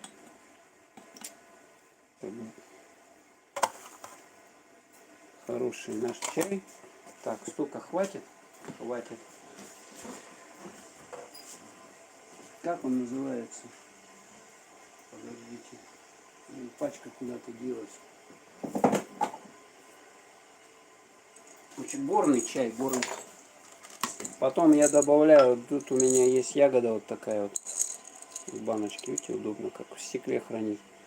Это можжевельник. Несколько ягод можжевельника добавляем. Затем тут вот, в этом, вот видите, боярышник. Боярышник. Не выкидываю, чтобы знать. А то боярышника, несколько ягод. Так, затем вот это вот черемуха. Черемуха. Черемухи тоже немного добавляем. И вот на самый такой, для того, чтобы остринку придать, гвоздику. Гвоздика. Ну, буквально вот 2 их хватит. 2 остринку придать. Тогда получается он такой. Так, ну и ждем, когда это самое. Сейчас чайник закипит, и я залью. Так, мне главное воду не забыть выключить, а то я еще затоплю кого-нибудь. Затоплю и будет свербить мне.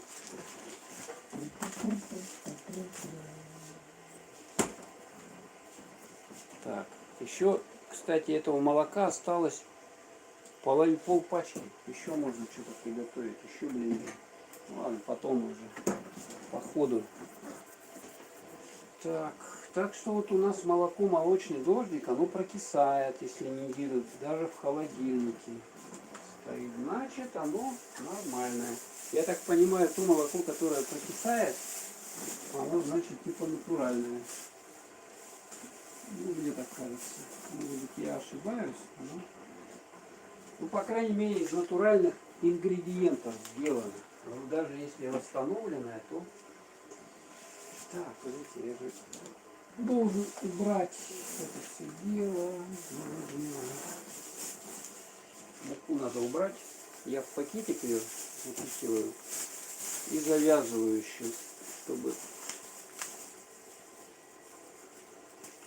короче, так вот упаковываю. Вот так вот, смотрите, вот в пакетике муку запаковал и ставлю в шкафчик.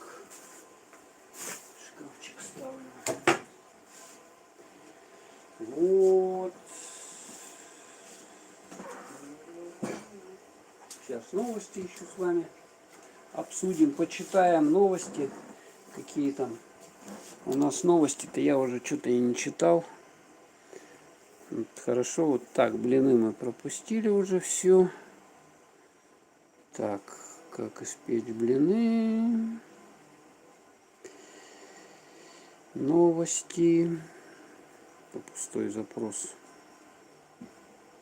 А, вот мы сейчас ЕКТ откроем. И почитаем, что за новости. Наши местные новости почитаем. Надо местные новости читать, чтобы знать, что... Ух ты, мгла из-за дыма от лесных пожаров сохраняется в Якутии. Вот так вот, представляете? О, короче, пожар находится в 10 километрах от села. Обалдеть. Вот как люди живут, а. Да. 1 000 000 рублей пожертвовал Айсен Николаев на борьбу с пожарами после визита его жены в штаб добровольцев. Да, тяжелая, конечно, ситуация. В некоторых районах республики ужасная просто. Глава Якутии заявил, что ему позвонил Путин, в республику направят спасателей 2 самолета. Вот это да. Сам Путин позвонил. Ничего себе. Ну, у нас же в Мирном стоят, в городе Мирном стоят эти самолеты, но они что-то, говорят, взлететь не могли. Б-200. 200, да? По поручению завтра в Яку прибудут 2 самолета и спасатели.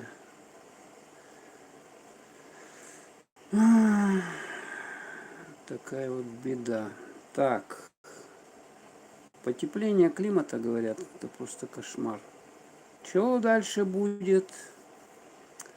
Поросята хотели полакомиться коровьим молоком, их ждал сюрприз. Дайте-ка я воду выключу. Водичку выключу. Мне, наверное, хватит.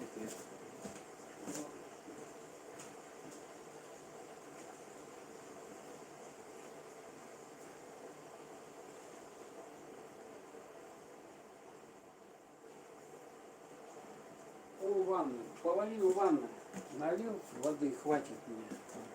Перекантоваться, смыть, если что. Так. Поросята хотели полакомиться коровьим молоком, их ждал сюрприз. А они, смотрите, они за коровой увязались, поросята. В ТикТоке появилось видео, как 3 поросенка преследуют корову, чтобы полакомиться ее молоком. В один момент они ее догоняют и начинают кормиться, и вдруг корова устраивает оператору неожиданный сюрприз.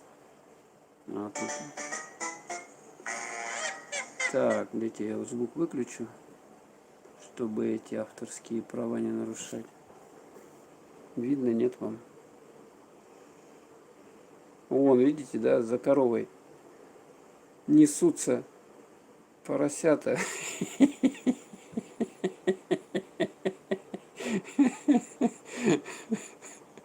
Ну вообще. Она их...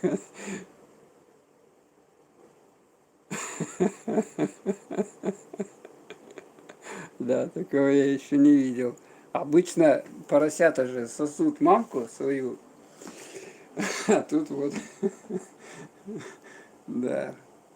Смех, да и только.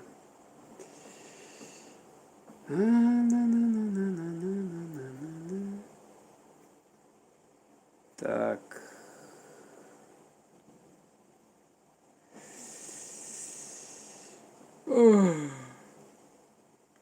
Видеофакт. Пассажиры авиакомпании Якутия устроили бунт на борту самолета. Ух ты, это что такое еще? Так, чайник закипел. Так, теперь надо заварить. Сейчас я залью чайком. Ой, водой кипятком.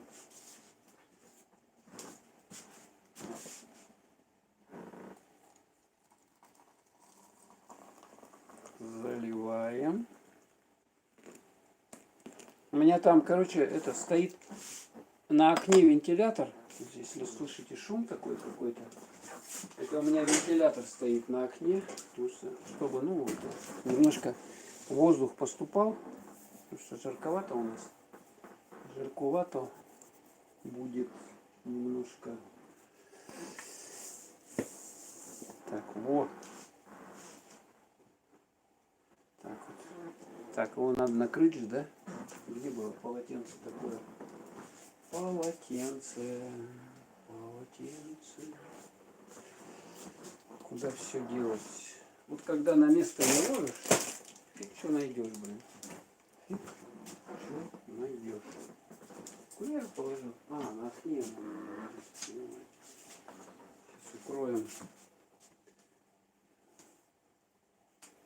полотенчиком. Вот так вот.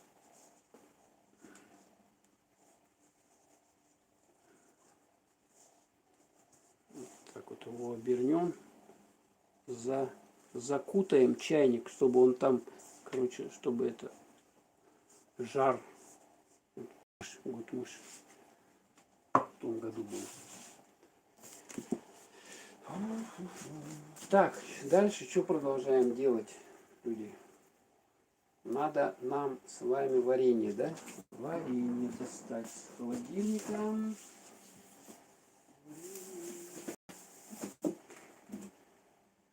Кстати, есть йогурт. Можно даже с йогуртом есть, да? Вишневое варенье. Так, кто-нибудь что-нибудь написал?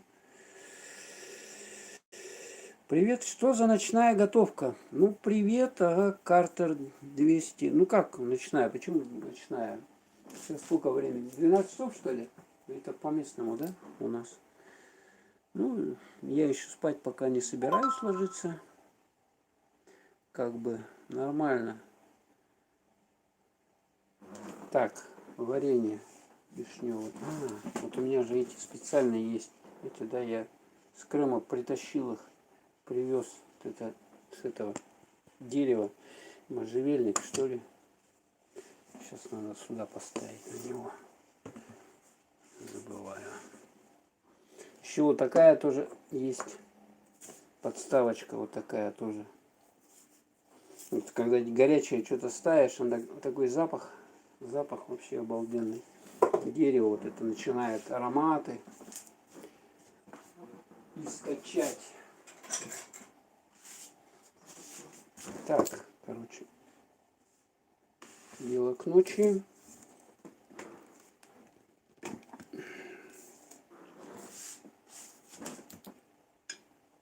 Перемешаем.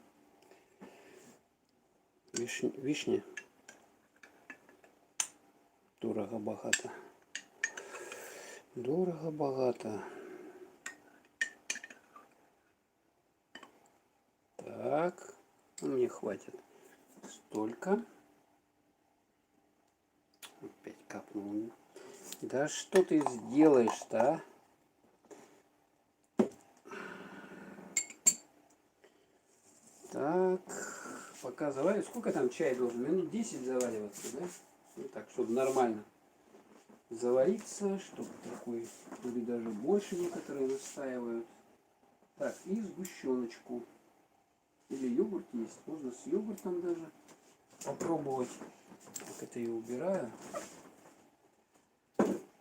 Холодильник убираю. Холодильник. Так, где сгущенка была? Такая вот здесь сгущенка.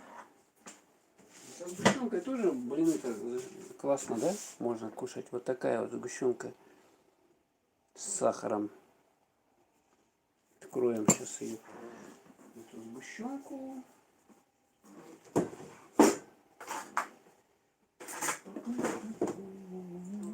Такая вот древняя открывашка. А что с ней будет, с этой открывашкой? Металл. Что с металлом будет, если его это не ломать, этот металл, с ним ничего и не будет. Так, говорят, надо протирать, да? Банки даже некоторые моют, я знаю. Берут их, моют с мылом. Потому что, ну, они хранятся, типа, где-то. И Там могут и мыши ползать, и всякая, короче, гадость на них быть. Вот так вот легко. Легким движением руки. Кстати, вот таких открывашек я не видел в продаже уже давным-давно. Хотя, что тут сложного? Она, кстати, универсальная. Ей можно, кроме банок, открывать еще и бутылки. Короче говоря, универсальная.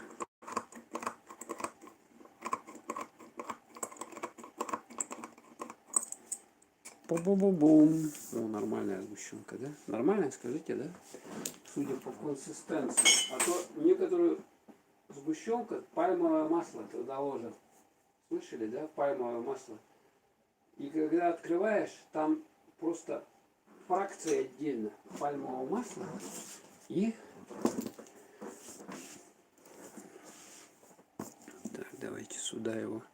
Хотя кто-то из банки ест, но мы будем по-культурному. Вот с таких розеточек. Оп. Все, хватит. Хватит, хватит, хватит. Ну и надо облизать. Обязательно. Поэтому, если вы банки облизываете, консервные, обязательно их мойте. А то какую-нибудь гадость в себя занесете, и потом будет у вас живот болеть. Живот болеть будет.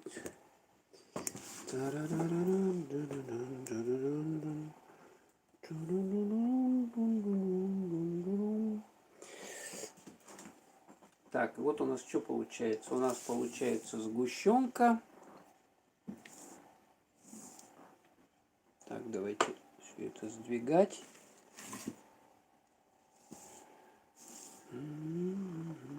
О! Варенье вишневое и сгущенка. Вот блины. Тут у нас чай заваривается. Чаек. Чаек. Хороший горный чаек. Вкусный с ягодами. Так, ну что, надо еще... где это? Ну, пить будем, конечно, вот из такого стакана РЖД. Павелецкий вокзал, 1900 год постройки. Видим тут города Владивосток, да? Калининград, Москва. Такой вот поезд РЖД. Латунь чистая. Такой тяжелый, увесистый и граненый стаканчик. Все как надо в поезде. Значит, хочу заранее сказать, что это подстаканник с поезда. Этот я купил в поезде, чтобы не было там никаких недомолвок. Вот коробка из-под него, видите, да? Даже вот подстаканник, вертикаль. Что он? Все. Материал латунь, материал стекло, стакан. Срок службы не ограничен. Видали, да? То есть вы можете всю жизнь с ним ходить. Вот тут вот эмблема какая-то. Так что я его купил за 1200 рублей на поезде. А вот на Тавриде на поезде там, знаете почем? 2200. На 1000 рублей дороже подстаканник стоит. Ну, вместе со стаканом. Так, ладненько, все. Берем наш чаек.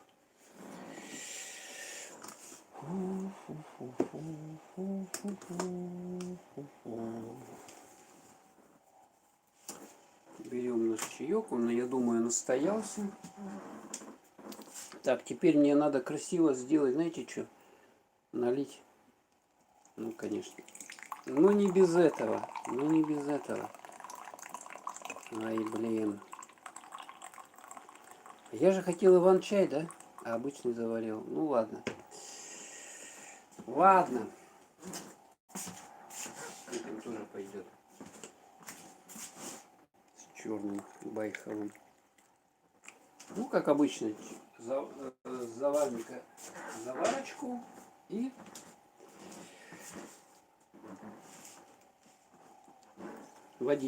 водичкой разбавляем, чтобы он не слишком крепкий был. А то сейчас на ночь-то какие эти... Чефир пить не надо на ночь. Сон пройдет. Или сны какие-нибудь будут дурацкие сниться. Так. Ну что, налили чаек. Сейчас будем... Немножко он остынет. Горячий как бы пить не рекомендуется. Надо немножко подождать. Пока с вами новости. Видео факт. Пассажиры авиакомпании Якутии устроили бунт на борту самолета. Это что еще такое? Что им не понравилось? Вон, видели, да? Не фокусирует. Пассажиры рейса Якутск-Москва устроили бунт на борту самолета в аэропорту Новосибирска. Причина стала задержка рейса. 9 августа прямой рейс Якутск-Москва должен был вылететь в 5 утра, но в итоге вылетел ночью 10 августа в 2:30 с пересадкой в Новосибирске. По прилете в аэропорт Толмачево в Новосибирске пассажирам объявили о задержке рейса до 9 часов вечера по новосибирскому времени. Измотанные пассажиры отказались выходить из самолета, на что экипаж грозился вызвать полицию. По словам пассажиров, рейс был задержан в связи с ограничением полетного времени экипажа. Вот тут видосы есть. Что-то вот снимают тут. Видно, нет? Речь это, наверное, да? Вызывайте полицию. Я заварил, и это самое. Пока мы новости смотрим, вот бунт. Якутия. Полицию вызывайте. Ну, да, действительно, вот билеты-то у нас стоят, ё-моё, такие сумасшедшие деньги, если ты за свой счет летишь, как бы, да, то есть вот с Якутска до куда-нибудь в Москву, там запросто может и 50 тысяч. Вот если вам срочно надо улететь, там за неделю, да, вот, пожалуйста, платите такие деньги. А еще ты заплатишь, а тебя мучают там всякими разными задержками, там еще жарко может в этом самолете. Представляете, да? То есть тоже как бы тоже так. Сейчас пьем чаек, вот начинаем. Я только налил и жду, чтобы он остыл. Немножко как бы горячий его пить не рекомендуют. Ну ладно. Так, давайте чаек сюда. Так, этот блинчик мы сейчас вот сюда я его перетащу вниз. И сейчас будем мы с вами. Ну, короче, я предлагаю так вот блины есть. Брать вот пополам, да? Это вишенка. Вишенка. Вот так вот пополам его, значит, размазывать. Ну, много не надо. Он и сам, я же сюда сахар добавил по рецепту. То есть сам блин, он сладкий. То есть много не надо. То есть так вот я половину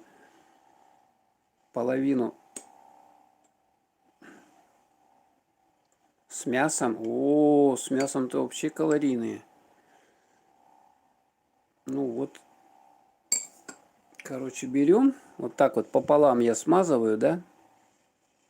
И теперь я его вот так вот хоп. Хоп. Хоп. О. Вот блинчик у нас какой получился. Давайте я тарелочку по-культурному. Ой, блин, что-то падает там. Вот так вот. Эти блинчики мы вот сюда в сторонку уберем. В сторонку. И сейчас будем чаевничать с вами.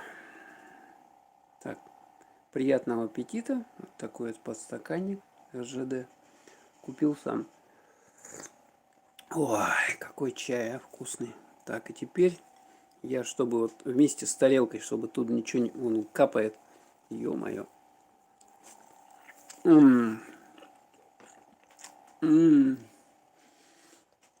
Как вкусно, а? Дешево. Что самое главное, дешево и вкусно. Не надо там бешеные деньги платить. Сами блинов напекли и кушаете сами. Блин, ягода вывалилась отсюда.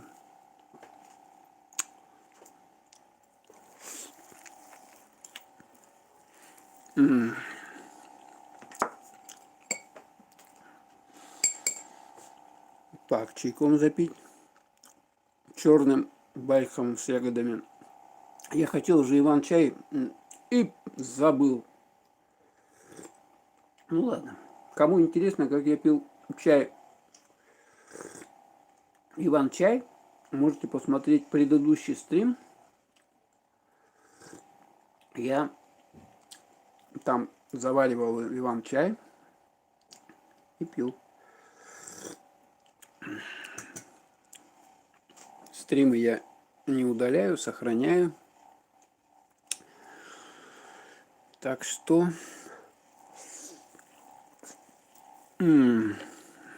вообще объедение.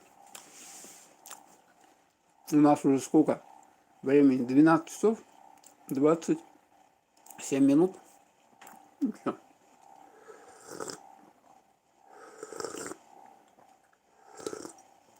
Так что вот эти вот бунтующие как бы пассажиры, они, может быть, и правы. То есть действительно их за такие деньги могли бы, как бы, которые мы платим. У нас субсидий-то еще нету. Люди ездят, летают, вернее. У кого нету проезда, да, который дают раз в 2 года по закону, да, о территориях крайнего севера, кто за свой счет, это очень плохо. Даже и не за свой счет. Терпеть вообще такое, конечно, сложно. Так, не допустить движения огня в сторону Якутска. Мэр Евгений Григорьев тушит пожар в Намском Улусе. Ух ты, ничего себе. Вот так вот. Так что даже мэрия наша пожаром занимается тушением. Об этом мэр сообщил на своей странице в Инстаграме. Выезжаем вместе с добровольцами из числа работников мэрии и городских предприятий на тушение лесного пожара на границе Горного и Намских улусов. Задача не допустить движения огня в сторону Якутска. Вот представляете, это как война идет. То есть добровольцы, волонтеры, ну, их экипируют, соответственно, экипируют, там, значит, экипировка должна быть соответствующая, по лесу ходить, где эти пожары, огнеупорная какая-то. Так, Евгений Григорьев добавил, что в составе группы 45 человек, 2 водовозки и 2 трактора. Вот, таким вот образом. Тут даже видео есть с Инстаграма. Угу. Да, как боевые действия, по сути дела. Как будто война идет. Так, и что у нас с погодой? Смотрим. О, задымленность большая. Написано, вот смотрите, качество воздуха в Якутске. Видно, да? Вот человек в маске. Видно, да? 152 акуай. Вредный. Значит, утром 16, днем 27 градусов, вечером 28. Штиль. Так, влажность 69.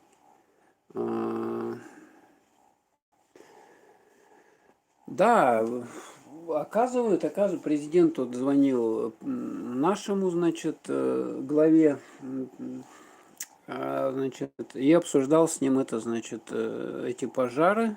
Потому что пожары, уже дым от них, представляете, где? В Челябинске и Екатеринбурге. То есть вот докуда дошел уже. То есть уже всех достал этот пожар. 152 аквай.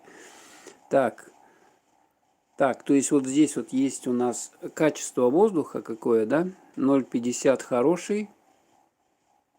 В Башкирии тоже пожары, да. Печаль. Ну, жарко у вас, наверное, там, и мы когда проезжали в июне, у вас было Сколько там? 40 градусов, что ли? Ага, 40. Но я вышел, когда на перрон вот этот, ага, значит, мы там заказали э, с ресторана доставку еды. Мгм. Мне пришлось выйти на перрон, чтобы забрать, ага, значит, у значит, человека, который принес, ну, я вышел, короче, такая парилка конкретная. Вот в поезде там 25 градусов. А кондиционеры работают, все комфортно, едешь, а выйдешь вообще пекло. А сейчас поменьше, около 30, но много травы, сухой, жара с начала мая в этом году. Ну вот, да. То есть у нас 160, да? Вредный. Возможно, негативные последствия для здоровья. Представители групп риска могут испытывать более серьезные. То есть пишут, что воздух вредный сегодня, а я что-то не замечаю. Может, надуло 152. То есть вот по этой здесь информации качество воздуха в Якутске. Вот видно, да? 152 вредные. Надо в маске типа ходить. Он даже человек в маске нарисован. Не знаю. Может быть, под вечер надуло. Днем-то я гулял. Вообще шикарная погода была. Ну, тут все зависит от розы ветров. От розы ветров зависит. То есть, если ветер дует на город со стороны пожаров, то, естественно, задымленность идет. Че бесподобно. Блинчики.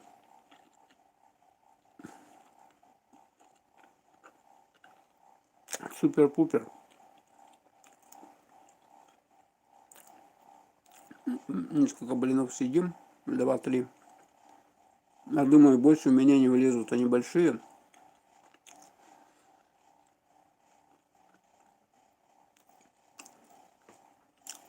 И запиваем чайком.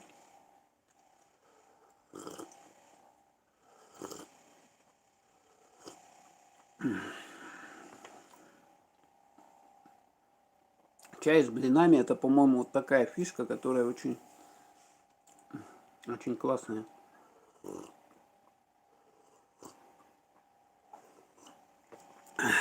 Так, дальше этот блин мы съели с вишней. Теперь давайте намажем блин сгущенкой. Сгущеночкой.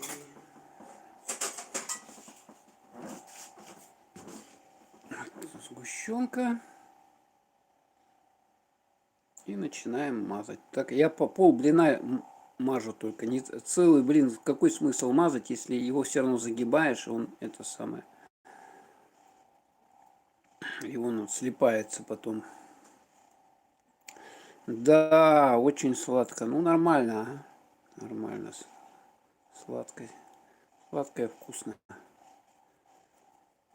Я особо не жирнею, поэтому мне особо и не противопоказано. Это может у кого там диабет какой-то.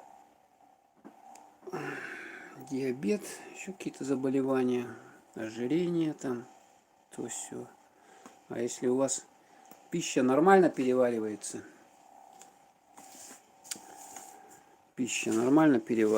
то можно их есть. Несколько блинов запросто. Так, ну что, давайте пробовать. Я беру прямо с тарелкой, чтобы это самое, если что капать будет, чтобы сюда на тарелку накапало.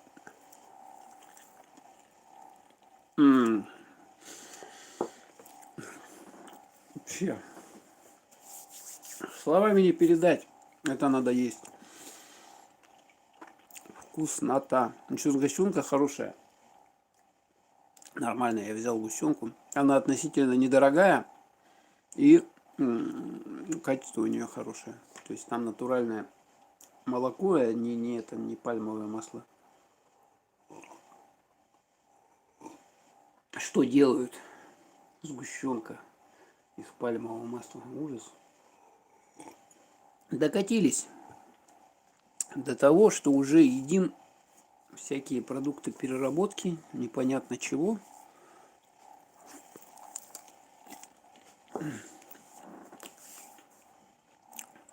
Вкусно.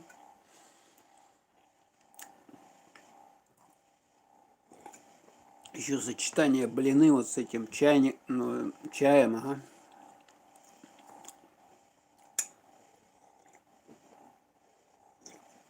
Чаек сами заваривайте. Не надо брать вот это вот пакетики чайные. Там неизвестно что. Сейчас пальма, соя и химия почти во всех продуктах. Какая сгущенка? Ну, сейчас покажу. Сейчас я уже открыл эту банку, естественно, да? Сейчас вам покажу. Вот такая вот сгущенка славянка называется. Так, чтобы сфокусировался. Белгородские молочные продукты. Произведено по технологии молока цельного сгущенного с сахаром. 8,5. Состав. Молокосодержащий продукт заменителя молочного жира, произведенный по технологии молочных консервов, сгущенных с сахаром, сгущенка славянка. Ну ничего странного. Не, ну оно нормальное. Смотрите какое. Видите, да? Густое. Не, ну подождите, пальма. Массовая доля. Где пальма? 12 месяцев.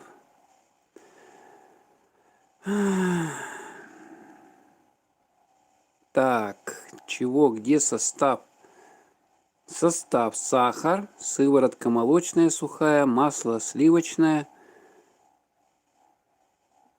заменитель молочного жира, рафинированные, дезодорированные растительные масла в натуральном и модифицированном виде, в том числе соевые, эмульгатор, моно- и диглицериды жирных кислот, антиокислитель, концентрат смеси токоферолов.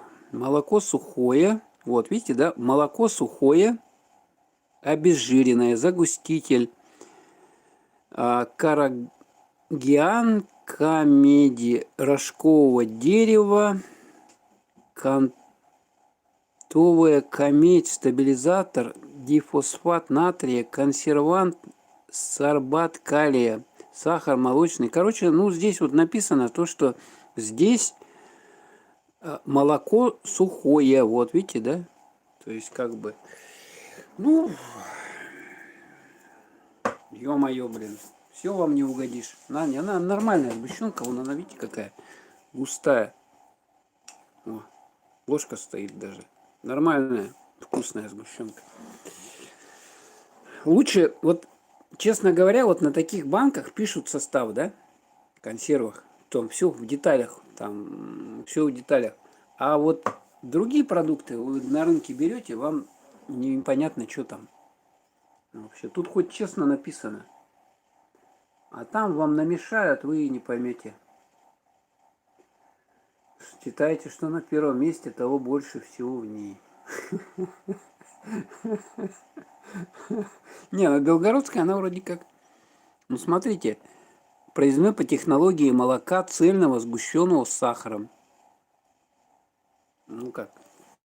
По технологии? По технологии. Даже тут ГОСТ. ГОСТ есть, интересно? ГОСТ не вижу. Белгородские молочные продукты. Ну, по-моему, у них неплохая продукция. Ну, они меняют, конечно, свою продукцию. Может быть, сейчас вот в связи с этим совсем подорожанием, чтобы себестоимость сгущенки не выросла, они вот приходится им добавлять всякую дрянь туда, чтобы как бы она была дешевле, чтобы людям доступнее. Ну, такие дела вот у нас в стране происходят. Кто знает, сейчас даже говорят, вкусно, ой, вкусно, что порции в столовой стали меньше. Ну, потому что подорожали продукты. И поэтому, говорят, заходишь, и даже порции в столовой стали меньше.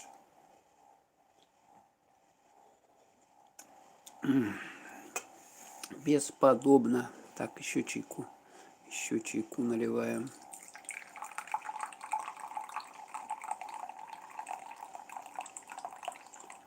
Чаек можно пару раз заварить кипяточком.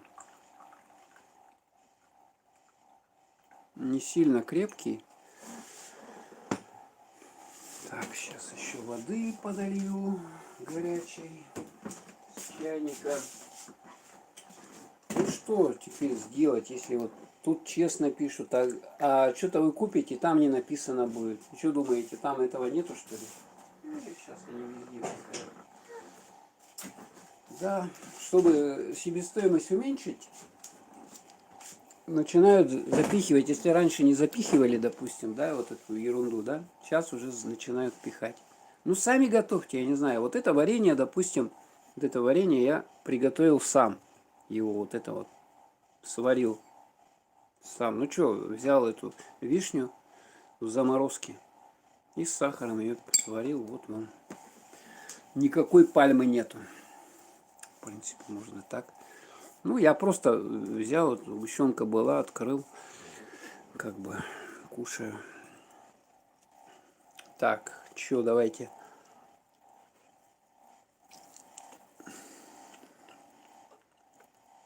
За ваше здоровье.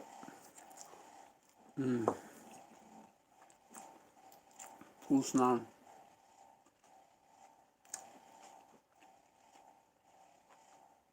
Свое варенье это правильно, да. Да. Времена такие, что производители пихают везде.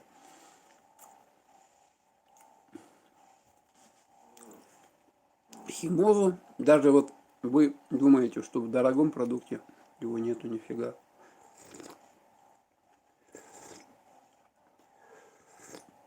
И туда тоже запихают.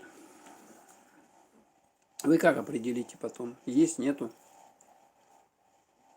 Не будет. Весануло, да? Да, во всех продуктах есть от цены не зависит. Стрим весанул сейчас. Так вкусно. Так, что там еще за новости-то у нас? Почитаем. Это тоже новости. Короче, у нас получается 152 качество воздуха. И завтра опять будет жарко. Днем 27. Обещают.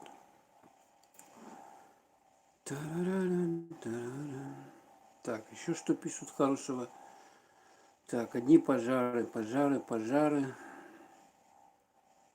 Челябинские заводы снижают выбросы из-за дыма от лесных пожаров в Якутии.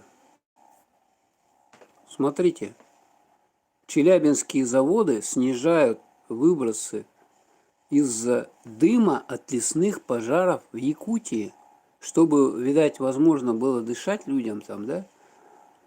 Власти Челябинской области договорились с руководством промышленных предприятий и областного центра о снижении объемов вредных выбросов в атмосферный воздух на 20-40%, чтобы понизить суммарное влияние дыма и выбросов на окружающую среду. Об этом говорится в материалах, распространенных областным министерством экологии. По данным ведомства, на территории Челябинской области негативное влияние от якутских природных пожаров сохраняется в ближайшие 2-3 суток.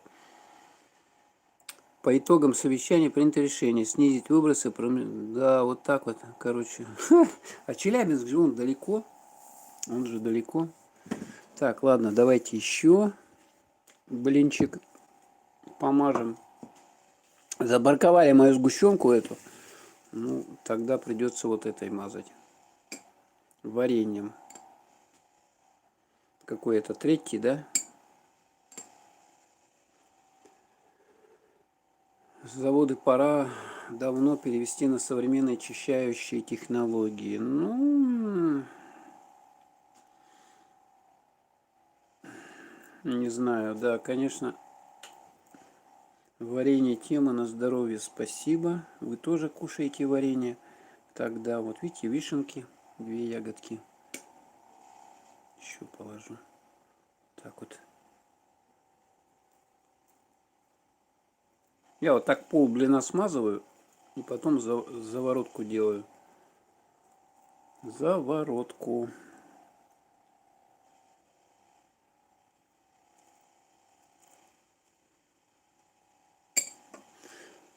Какой смысл целиком мазать блин, если вот ты его вот так берешь и потом вот так вот. То есть пол блина вполне хватает. Смазал. Вот таким вот образом. Угу. Третий блин уже. Едим с вами. Я еще не наелся, честно говоря. Честно говоря, я еще не наелся. Так. С 1 июля жителям Якутии запрещено посещать леса. Мясо нужно. Ну, мясо. Мясо, говорят, тоже вредное. Вот это вот красное мясо, от него там рак возникает, еще какие-то заболевания. Значит, поэтому сейчас вот будем одно варенье вот есть, вот это вот. С ягодой. Ягоду. По-моему, она еще никто не сказал, что вредная. Обработанное мясо вредное. А какое не обработанное? В чем? Я не знаю. Мы едим то, что значит обработанное мясо. То есть что, предлагаете сырое мясо есть, что ли? Сырое мясо, ну его еще опаснее есть. Там бациллы какие-нибудь подхватишь и все. И потом фиг вылечишься. Нет, сырое нельзя, мясо есть. Обработанные колбасы, соленья. Ну, колбасы еще сказали есть. Она вообще вредная еда. Соленье, так тем более соль это, блин. Она гипертония там, то все, блин. Так, вот с 1 июля жителям Якутии запрещено посещать леса. С 8 августа в республике введен режим ЧС регионального характера в связи с переходом лесных пожаров на территории населенных пунктов и объектов экономики. По последним данным республики площадь возгорания составляет 1 миллион 400 тысяч гектаров. 1 миллион 400 тысяч гектаров. Короче, самый большой пожар мировой. Нигде такого нету. Короче, зафиксировали. В книгу рекордов Гиннесса попали. За сутки ликвидировано 7 пожаров на общей площади 253 тысячи гектаров. Тут в гектарах все приводится.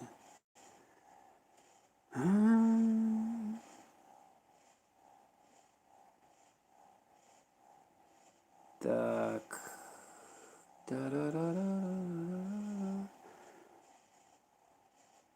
Задержка. Так, ну тут все одно и то же. Так, перейти на это. На общие новости. Так, где у нас здесь? Сейчас я беру. Вот есть. Авиакомпания «Аврора» с 18 августа начнет выполнять ежедневные рейсы. Куда? А что за авиакомпания? По маршруту Хабаровск-Якутск. Вот такие у них самолетики прикольные. Да. Это что за самолет такой, кстати? Билет, цены на авиабилеты Хабаровск-Якут начинаются от 5600 рублей в одну сторону. В среднем составляют 7500 рублей в одну сторону. Максимальная цена авиабилетов на ближайшие даты 10670. «Аврора» – дальневосточная компания, которая связывает в единую маршрутную сеть местные и региональные международные авиаперевозки. Так, что тут пишут? Ну вот на море, в Приморье. Всего 5-7 тысяч.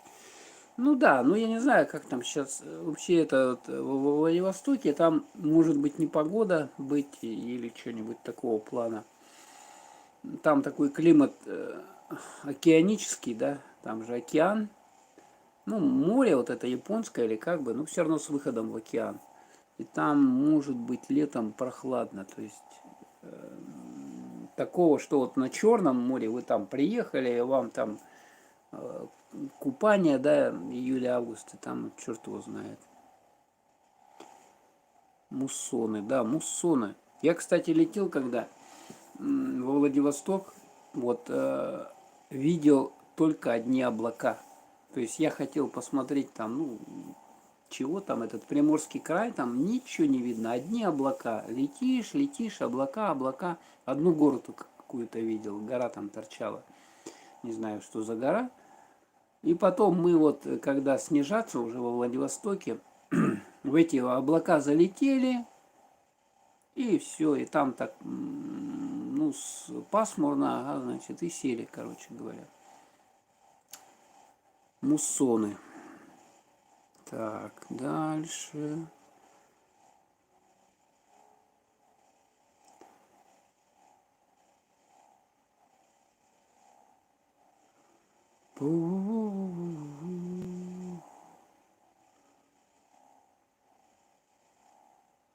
Увеличенную копию знаменитой круглой стелы монтируют в Ялте. Какое-то что-то там делают.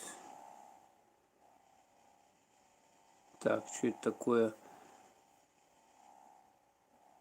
Вы на каком этаже? У нас третий этаж. Человек задыхается, чего они ждут. В Якутии допущен трехмесячный перебой в поставках жизненно важного лекарства. Ага. Ну да, проблемы, конечно, могут быть, если, значит, она лекарство сильно популярное. Жители Якутии вышли на пикеты.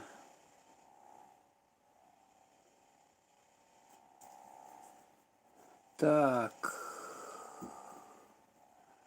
Стартовало массовое производство MacBook Pro с новым дизайном.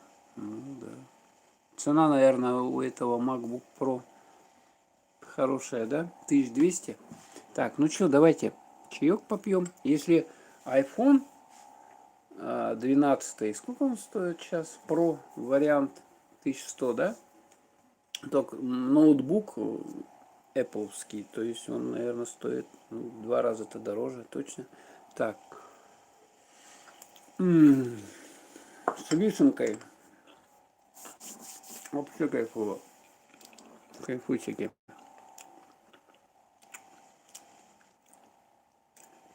За ваше здоровье. Всем, кто смотрит. Обожаю вот чаек, вот такой натуральный, черный, байховый чай. Классический. С блинами и вареньем. Да, балдеж, балдеж. Возвращающихся из Турции туристов будут сажать в обсерватор. Одуреть. По повышенной ставке. Это что такое? Это Великобритания.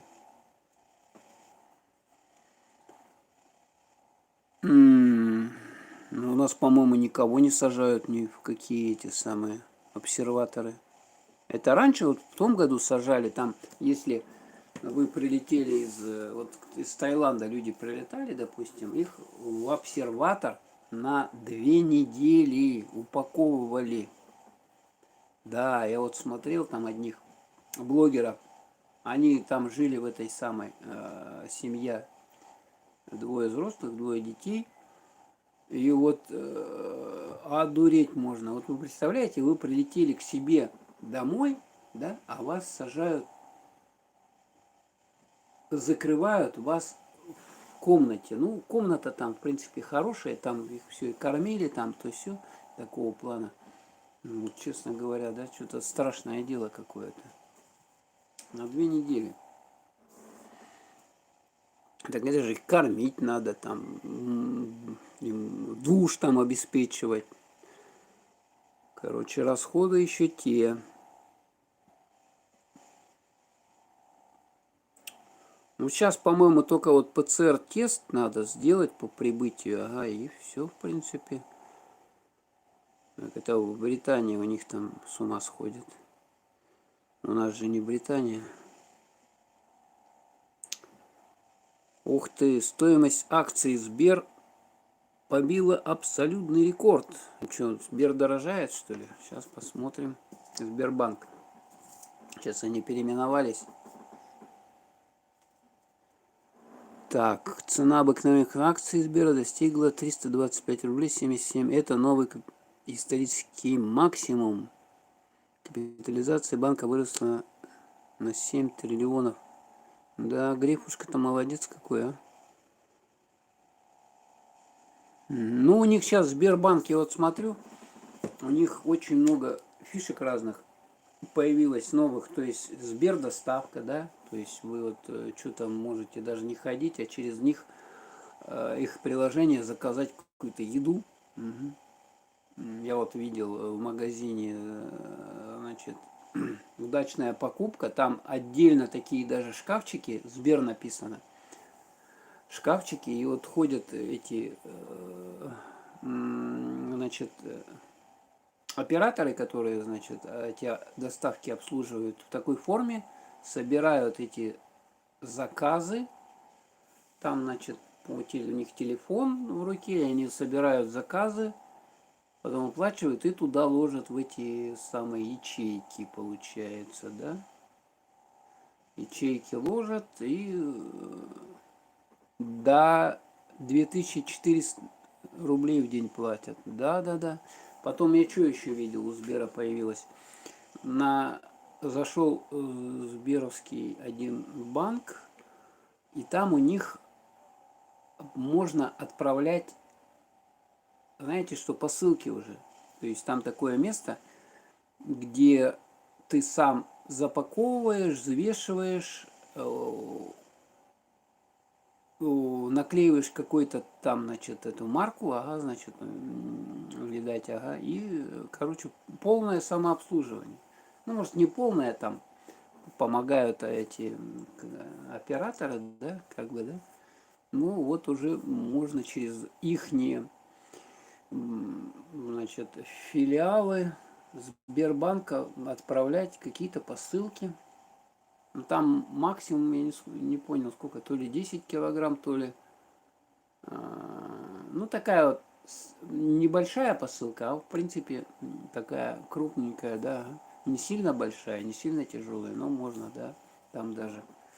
Там все эти коробки, значит, все есть. Ты просто сам все это подходишь, делаешь, запаковываешь.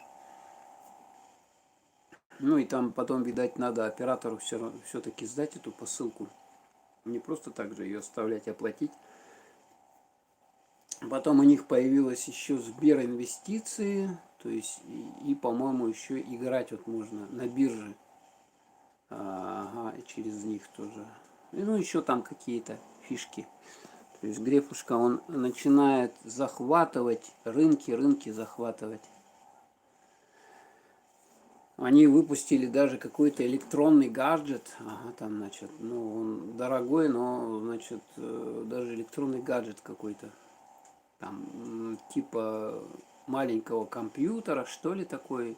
Ну, значит, и он что-то сам слушает, сам отвечает, сам что-то. Ну, там, если кому интересно, можете в интернете посмотреть. Так, давайте дальше с вами трапезничать. Вообще бесподобно. Конечно, дома готовить это в разы дешевле, чем пойти и то же самое, что... Ой, комар летает, извиняюсь. Видно, нет? Чем то же самое, что покупать. То есть вы же не оплачиваете труд здесь. Вы просто купили там что. Ну что, вот я блины делал. Я 3 яйца, да, израсходовал. Я израсходовал 1,5 стакана муки. Я израсходовал 3 столовых ложки растительного масла, 3 ложки сахара. Ну, соль там, наверное, не считаем, там пол чайной ложки. Вода, ну и молоко. Значит, молоко 45 рублей. Я брал его на молокозаводе, поэтому ну, недорогое. Ну, у меня скисло. Кстати, на скисшем лучше получаются блинчики, чем на этом, на свежем молоке.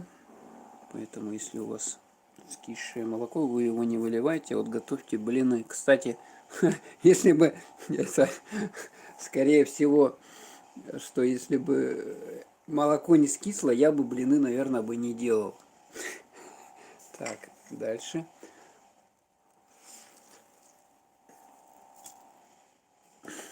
Ну а куда? Молоко выливать тоже неохота. Продукт же. Катык. Название, да? Или как там, простокваша, или что тут называют. Черт знает. Ну, кефир это немножко другое, там его как-то делают особо.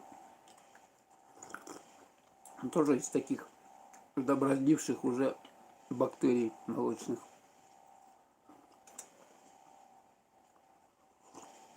Ой. Ну вообще. Что-то я еще не наелся. Еще один блин, что ли, съесть. Час времени уже. Так что вот Сбер, короче, у нас растет. Акции растут. Ну, конечно, это самый популярный банк в России. То есть вы вот куда вы не придете, везде из молока можно сделать творог и сыворотку дома. Да, да, да, можно. Ну, надо брать вот, у нас молоко продается на рынке, да, допустим, на рынке натуральное или в киосках специальных, киосках, которые продают продукцию местного производства.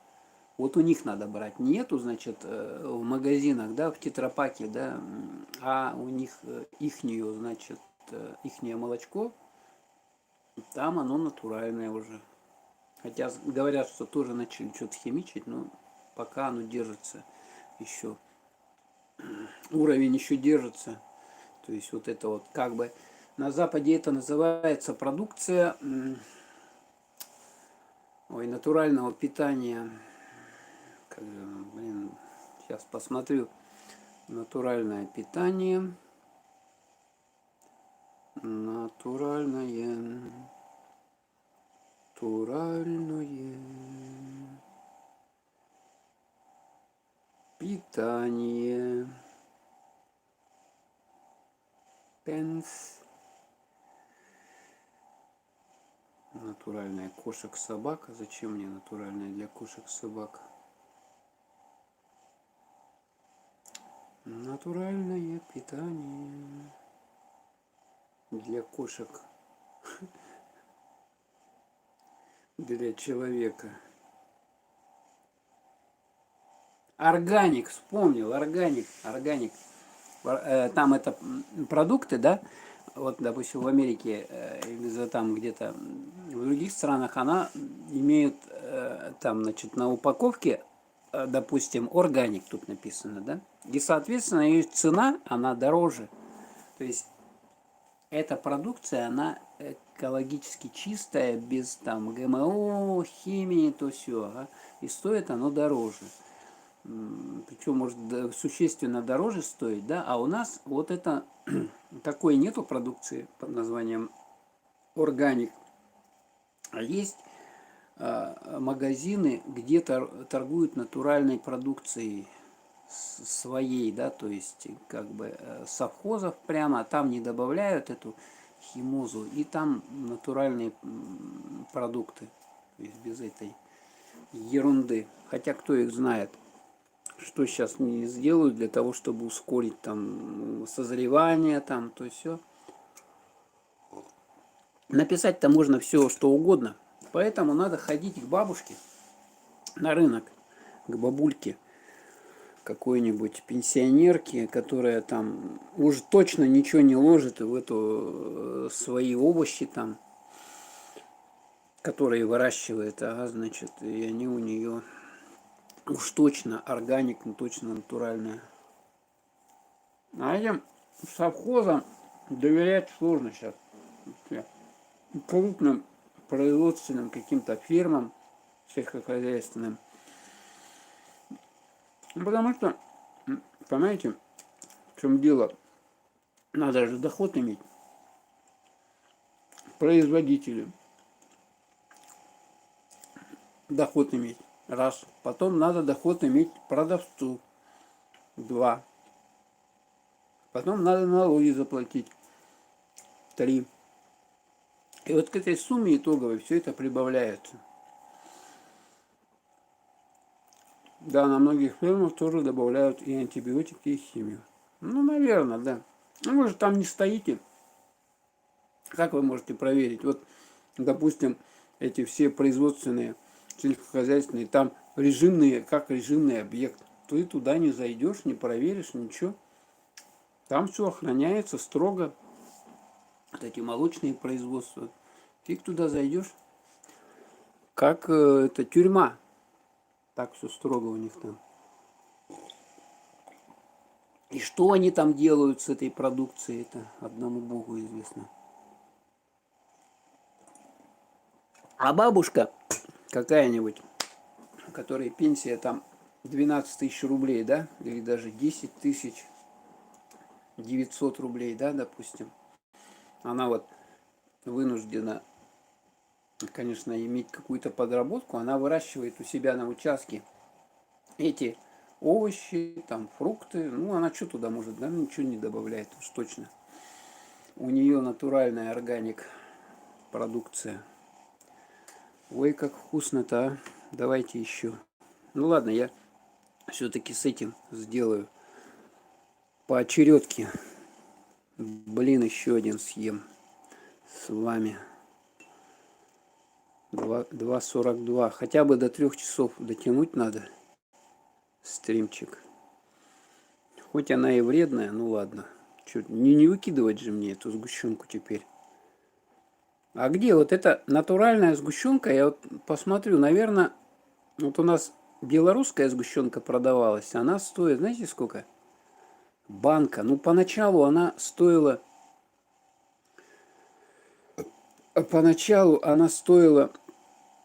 дешевле, что-то 120. А сейчас банка, я посмотрел, да, вот это после подорожания 150 рублей сгущенки. Вот вообще одуреть можно. Если смешать сгущенку с вареньем, что ли, рогачевская, но ее подделывают часто. Хорошая, да? Ну, будем иметь в виду. Белорусская. Ну, я говорю, белорусская, она что-то подорожала. Рогачевская, да, это? Ну, да, вот, мы тоже кушали ее. Как бы. Ну, вот вы, вот честно говоря, да, если вы не специалист, вы даже не отличите. Вот эту, допустим, от Рогачевской там или еще вот чего-то. Так. Оп. Оп.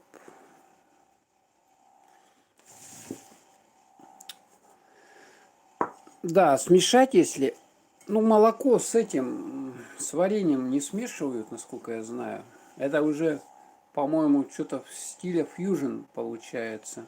Молоко сворачивается, если в молоко добавить варенье, то варенье, ой, это, молоко начинает сворачиваться в сыворотку, если вы такой эксперимент поставите. То есть это как бы несовместимые продукты, и, конечно, когда вы едите, вы должны учитывать, значит, то, что вы едите, совместимость должна быть, чтобы у вас в животе не шла революция там какая-то, химическая реакция, понимаете, да? Ну то вот представляете, вот есть так эксперименты, наверное, все видели, Кока-кола с ментолом, да?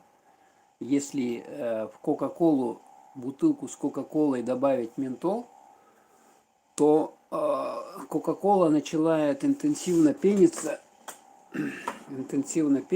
и, значит, оттуда газы выходят, и сама она, короче, выходит оттуда. То есть вот если вы выпьете, простой пример, Кока-колы, а потом еще туда ментола, таблетку проглотите, то в животе у вас будет революция. Вот такая вот. Что может быть опасно для живота? там гастритчики, язвенники, все вот это вот. Да и даже для здорового человека это очень опасно. Сгущенка и варенье. Ага. Ну да. Не, ну я не сразу же все это съедаю. Я постепенно, то есть я думаю, что вот это блин со сгущенкой, он упал уже туда куда-то, дальше по кишечнику проходит, значит, потом уже это самое. То есть я думаю, что оно не совсем так, что перемешивается. Хотя сейчас вот стали популярны вот эти стили фьюжн, значит, совмещение несовместимых продуктов, как бы, да, то есть соленого со сладким, да, вот фьюжн, фьюжн, фьюжн, фьюжн стиль, термин. Сочетание несочетаемого. Вот что такое фьюжн. То есть это и даже и в искусстве может быть, и в архитектуре, дизайне, музыке. Фьюжн. Сочетание несочетаемого. То есть вот это кислое с горьким там и так далее. Вот такое, когда вы смешиваете фьюжн в кухне, да, в кухне. То есть, в принципе, и у нас здесь тоже вот этот продукт, они несочетаемое молоко с вареньем. Вот. Кухня фьюжн, фьюжн кухня, сочетающие элементы различных кулинарных традиций. Кухни этого типа не относятся к какой-то конкретной кухне. Они играют роль на многих ресторанах, начиная с 70-х годов.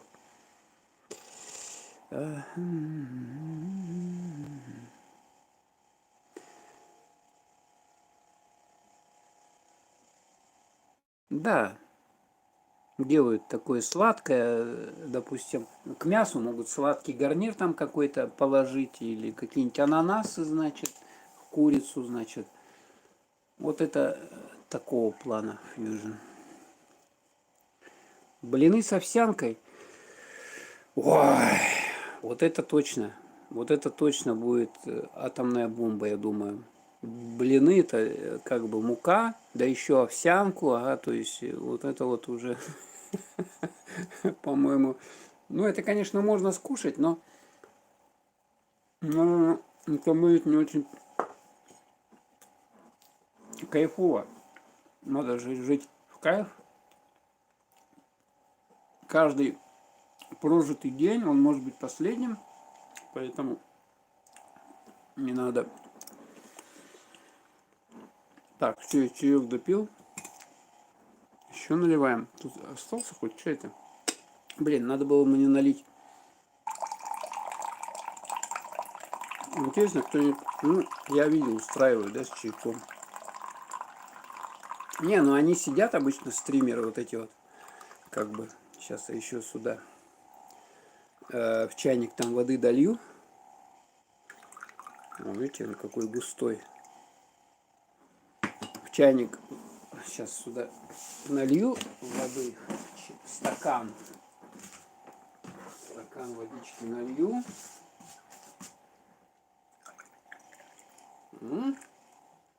Сейчас кипнем чайник, кипнем с вами чайник.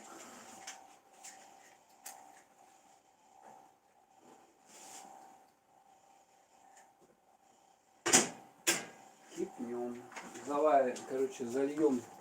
Еще можно разок залить. Я не заливал. Чай можно еще разочек залить. Хорошо было бы, конечно, самовар тут поставить. Где-то у нас самовар есть.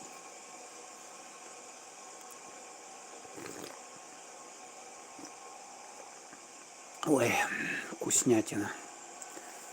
Какая вкуснятина. Вот этот чай сейчас настоялся. Я сюда, говорю, ягодки добавил. Черемуху, боярышник, можжевельник. Еще кинул туда гвоздички. Да, самовар, ну он стоит. Самовар классный, кстати. Достать, показать вам, что ли. Вы обалдеете, какой самовар есть.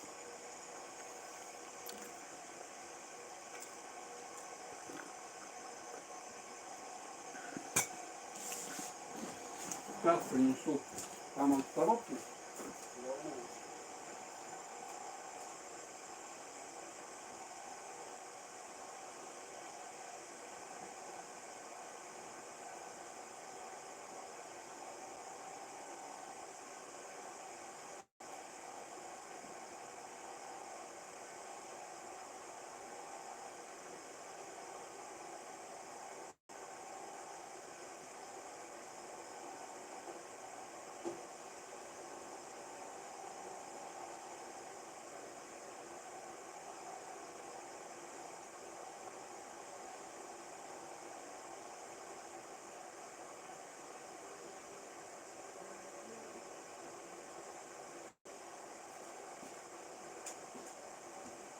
Вот он, самовар.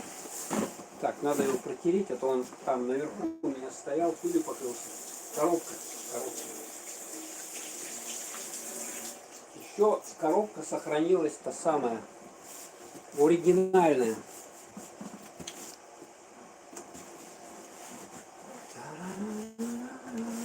А у меня это самое, кстати, заряд-то. Заряд не уйдет. Слушайте, товарищи.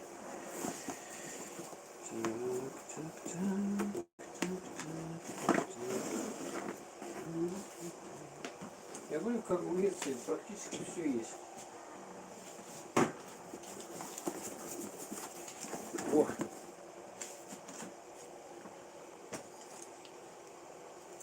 Вы такую красоту еще не видали.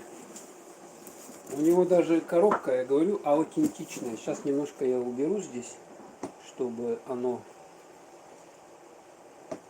продукты уберу, чтобы они не мешали нам.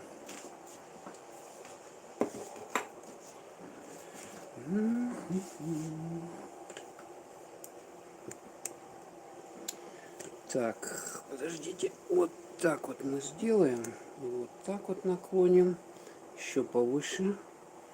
Как я вам его красоту такую покажу-то?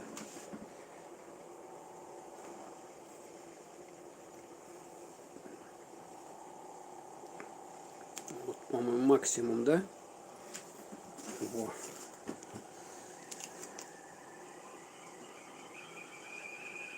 Так, закипел чайник.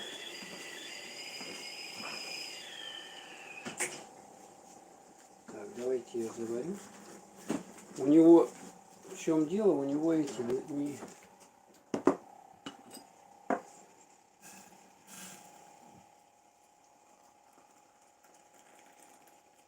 Чаек мы заварим. Но я его не буду включать, этот самовар. Вот такой он красивый. У него еще это, видали, да? Такая вот промасленная бумага. И смотрите, какая крышка шикардозная. Тут такие вот ручечки пластиковые. Тоже металл очень, крышка тяжелая. То есть металл. Ой, а этот сам чайник, самовар-то какой тяжелый. Вот здесь вот так все внутри. Провод. Провод. Да, точно такой же у нас был. Ага, ну вот смотрите, а это все новое. То есть его еще не включали ни разу. Представляете? Он вот как стоит со времен каких-то там древних. А вот эти вот ручки еще, видели, да? Боковые ручки. Вот их так надо прикрутить. Смотрите, он как прикручивается. О. О. Но это, видать, в разобранном виде, когда он в коробке, он вот так вот транспортируется. Не, включать я не буду. Я просто вам как бы показываю. То есть он еще ни разу его не включали, представляете? Этот самовар. Так, а что? А, вот это надо, наверное, подкрутить.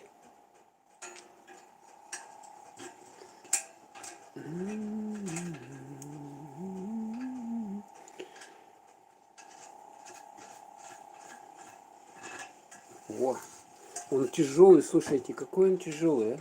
То есть тут чувствуется натуральный металл. Нет, протестить я не буду, он однозначно рабочий. И вот эта ручка, видите, да? Она еще, по-моему, вынимается, вот такая вот, видите, с дырочкой. Такое ощущение, что он из латуни или что-то сделан. Вот такая вот крышка. А сюда ставят, на крышку ставят, вот что ставят сюда. Запарник, вот так вот. Латунь, да, латунь. Он тяжелый, а?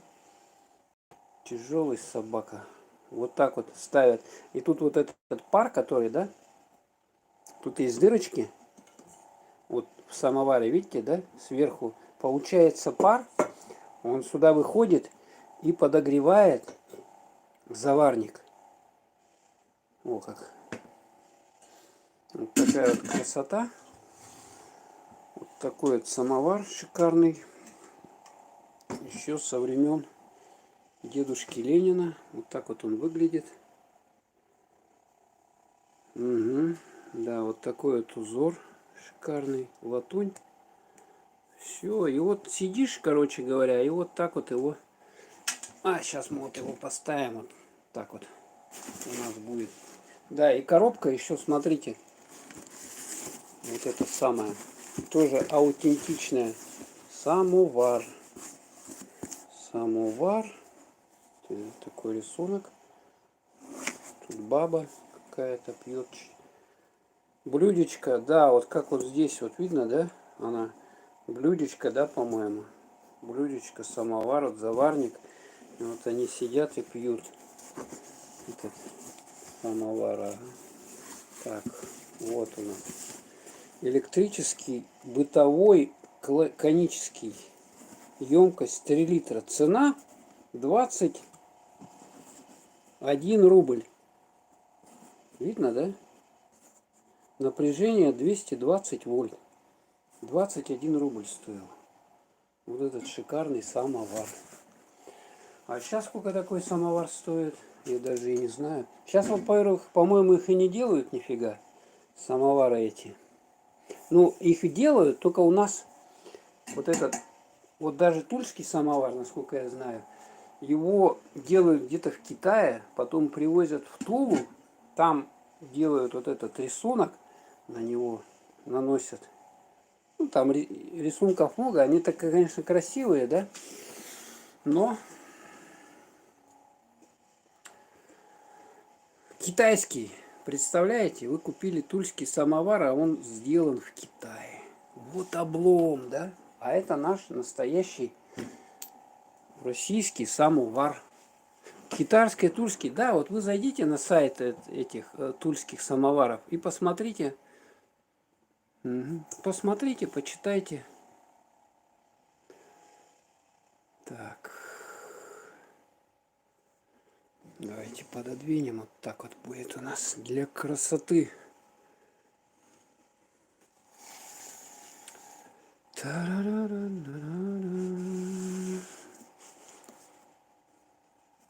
Не, конечно, стильная вещь, да?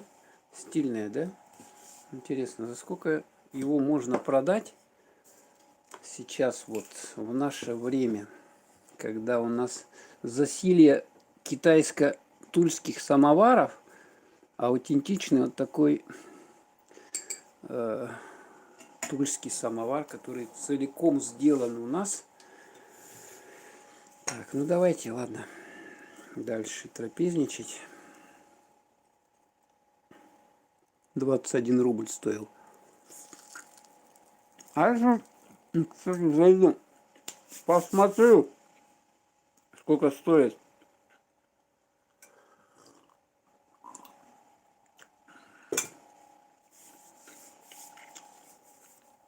А я сейчас, кстати, зайду меня же есть телефон.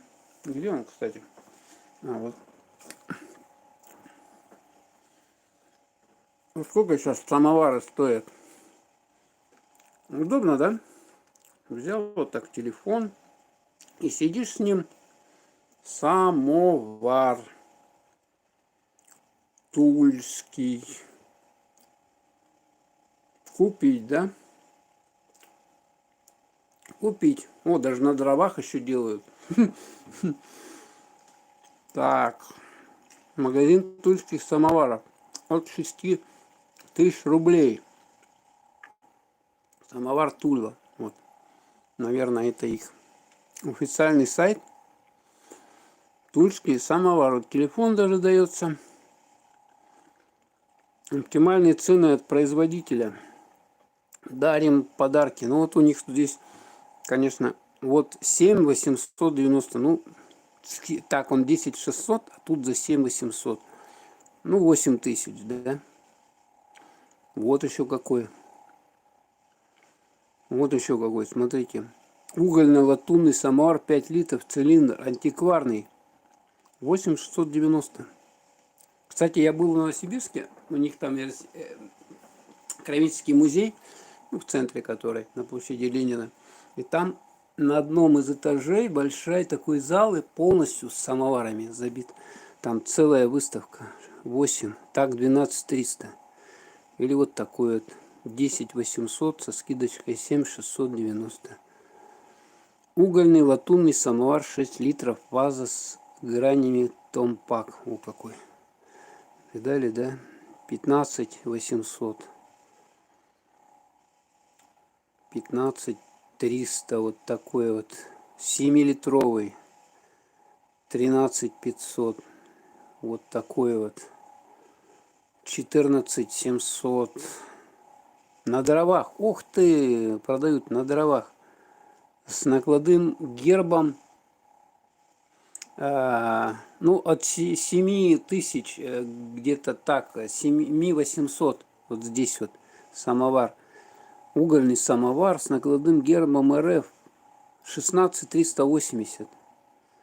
Обалдеть. Короче, самый дешевый у них самовар это 5-литровый 7890, я так понимаю. Чайник для самовара. Интересно, они выключаются сами, когда закипают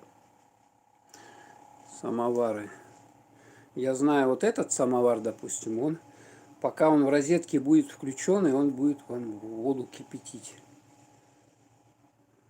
Вот, вот 3 литра есть. 7490, вот, подешевше, да? 7590.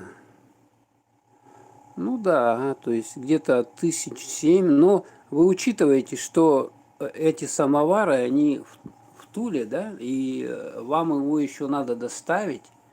То есть у него вес-то приличный. И вот эта доставка одна будет еще пару тысяч стоить, наверное, чтобы вам выслали его. Вот даже какие наборы есть с этими, с заварником, сахарница это, да, и поднос. Вот такой вот юбилейный. Не, ну, в принципе, вот да, для разнообразия подарить самовар. Это, конечно, прикольно. Вот под гжель даже самовар идет. Жестого на черном. Экономия до конца. Какая-то акция. Материал латунь. Ага, латуни наделают. 1 киловатт мощность. Закипание 5-10 минут. Объем 3 литра. Вот. Ну, короче, у них тут ассортименты еще тот самый. Короче, ну, 1007-то как минимум вам надо. Но если вы в Тулу не поедете, хорошо, вы в Тулу заедете, да, там где-то. Или где-то там вы увидите. Вообще это редко. Я вот не видел, чтобы сейчас самовары продавали, тульские где-то. Вообще не видел. Вот гжель продают, допустим, вот это изделие из гжели, то есть и это как бы фарфор, да, его продают во многих, вот у нас в городе в нескольких местах гжель эту продают. А вот самовары, чтобы тульские продавали, я вот, честно говоря, не видел, не видел.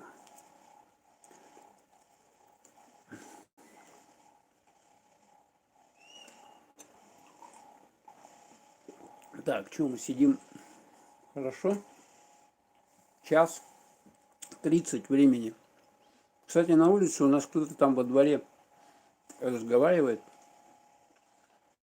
Людям не спится. Ну, что делать?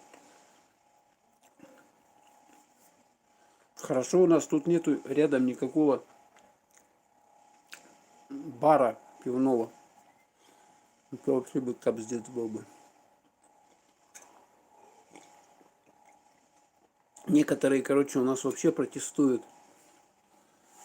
Люди протестуют. Вот если рядом с домом строят какое-нибудь пивное учреждение, бар, допустим, то люди с протестами обращаются, значит, в мэрию и говорят, чтобы не открывали, потому что это будет просто не жизнь, а капец все, потому что эти пьяные люди, которые там напиваются, они начинают выходить, начинают барагозить там, ну, морду бить друг дружке. Громко орать там. И еще заходят куда-нибудь там идут, могут зайти в подъезд зимой, допустим, там поссать, допустим, нагадить что-нибудь. Супер, давайте, надо мне подзарядку включить. Подзарядку.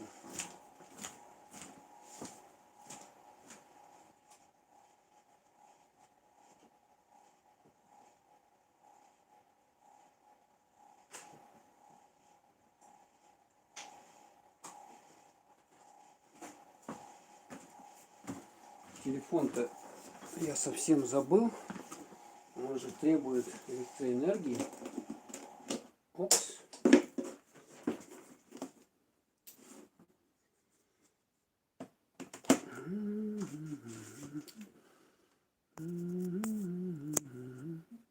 Опс. Все включил. Так, короткий вентилятора провод. Пусть его вот так вот поставить. 21 рубль. Вот так вот. А сейчас это 7000 рублей даже. Так вот. Ну вот этот, если самовар 21 рубль стоил.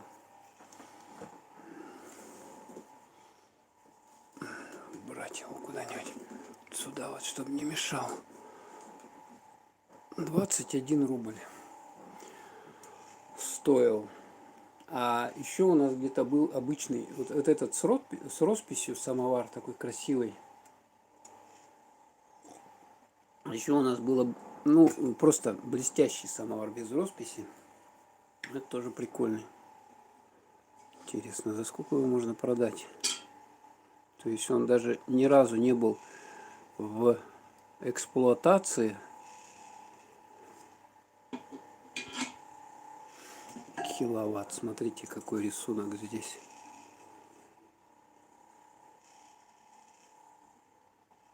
Но это по-моему, не ручной. Не ручная. Это какой-то нанесенный, что ли. Потому что ручной, если роспись такая, это очень долгое дело. Вот это все расписывать. Смотрите, какой мелкий, тонкий рисунок, да? Ягодки, вот все тут прописано. Даже полутени вот на ягодке. То есть, если мастер будет сидеть это все рисовать, он замучится. И вот на этом тоже. Он, однако, замучается это все рисовать. Поэтому это каким-то образом сделано по трафарету или как. Хотя, может быть, и ручная. Черт его знает. те времена были такие технологии. Ну и вот точно такой же еще где-то у нас самовар есть, только без росписи. Обычный, блестящий. Так, ну что, этот вскипел чайник. Давайте с вами дальше будем чаек пить. Чаек, да? Как так надо, да? Налил. Удобно вот так, не надо бегать никуда. Тут надо вставать, понимаешь, да? Наливать и брать, наливать, ага, то все там. Ой, ой, вторая, блин, подождите, что-то у меня пошло не так. Факир был пьян и фокус не удался. Я слишком резко наклоняю его. Слишком резко наклоняю, надо потихоньку. То он начинает стекать не туда, куда нужно. Ну и можно вот эти с блинами там, с какими сушками сидеть и кушать. Сидеть и кушать. Чаек пить. Трапезничать. Конфетки еще какие-нибудь можно, да? Желательно шоколадные. Какие-то вкусненькие. Так, ух ты, я до этого блина дошел. Короткого. Ну что, придется его есть. Что с ним делать? С этим блином. Так вот берем. Мажем, мажем, мажем, мажем, мажем.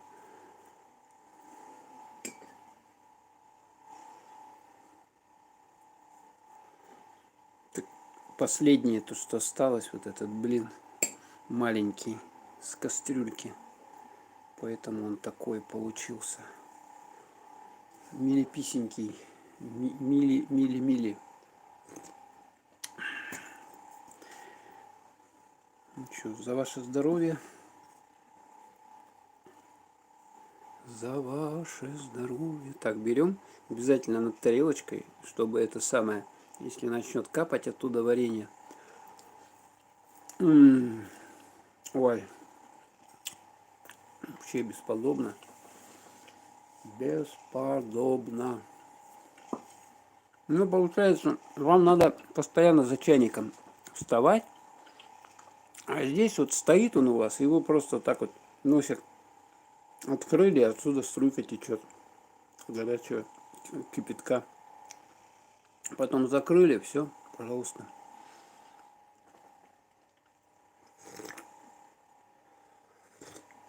Ой, какая вкусняшка, а? Можно без конца сидеть и наслаждаться этим вкусом блинов.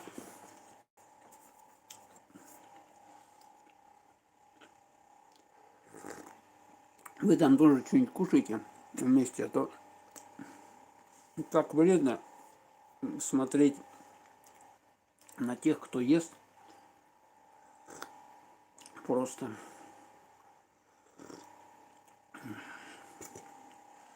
Так, что там еще у нас? Ну, короче, тульские самовары вот где-то 7 тысяч со скидкой. У них там, но вам еще же надо его привезти, а он тяжелый. Он тяжелый. Вот давайте, сколько 3-литровый весит?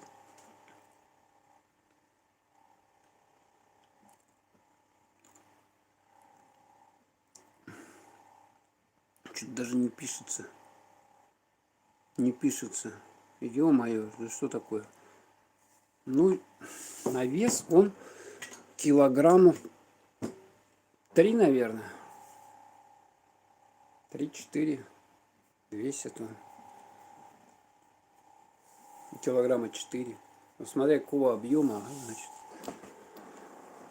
Поэтому еще его вам за эти 4 килограмма надо деньги заплатить, чтобы привезли. Поэтому он не такой дешевый получается. Ну, нормальный самовар, вот нормальный, 1010 рассчитывайте. Вот даже под гжель есть самовары, под гжель.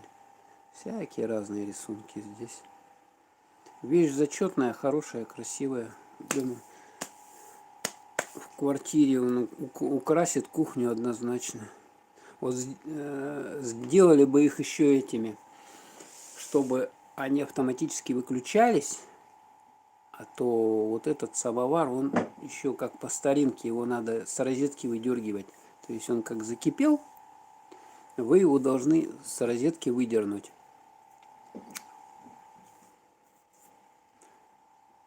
Иначе он у вас сгорит. Ну, раньше такая была простая технология. Кто помнит, вот эти старые чайники, они, очень многие из них, если забывали люди, то они просто сгорали. Да, самовар душевности. Так, давайте еще какие-нибудь новости почитаем. Да что такое? Комары-то откуда они, а? Слушайте. Комары. Комары еще какие-то залетели. Помашь. Помашь. Комары залетели. Тульский. Так. Ой. Министр обороны Шойгу назвал разложение общества страшнейшей внутренней угрозой. Так, что-то интересное это. Но он недавно предложил сделать в Сибири несколько научных центров, потом, по-моему, даже предложил столицу тут сюда перенести или что-то. Ну, короче говоря, что-то такого плана. То есть, как бы Сибирь, он за Сибирь, он сам тоже сибиряк, он же с этого Тувы, оттуда наполовину тувинец, ага, значит, и как бы вот республика Хакасия рядом, Красноярский край. Это Сибирь считается. Ну, он за Сибирь, правильно. Министр обороны России генерал армии Сергей Шойгу назвал внутреннюю угрозу разложения общества в стране наиболее страшной. Да, на Всероссийском международном форуме «Территория смыслов». Внутренняя угроза приобретает опасность. Угу. Так, ладненько, понятно. Вот я самовары смотрел, теперь у меня реклама самоваров пошла.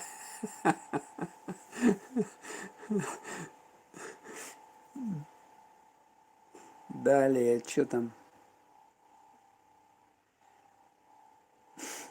Роман Путин снялся с выборов в Госдуму. Какой-то Роман Путин появился. Однофамилец.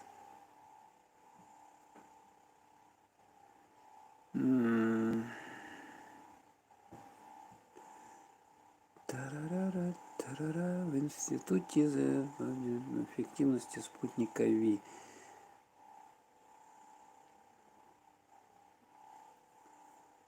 В Туркмении потребовали от граждан клятву на Коране об отказе от VPN. Ну VPN, это представляете, да? Это вот в обход, если вы куда-то не можете зайти, VPN используется, да, и, соответственно, вы туда заходите, значит, там у них даже клятву на Коране, что не будут пользоваться. Так, что дальше? Так. У экс-сотрудников ФСБ обнаружили виллу в Италии за 4 миллиона евро. Одуреть. Xiaomi представил смартфон Mi Mix 4 с подэкранной камерой. Это как так? Давайте-ка глянем с вами на него, на это чудо. Чудо из чудес. Кстати, что черно-белый экран? Почему? Давайте. Это ночной режим, да? Ночной режим у меня включился. О. Ночной режим. Посмотрим, что за чудо из чудес. Так, это что такое? Идет за реклама непонятная. Ага, это вот его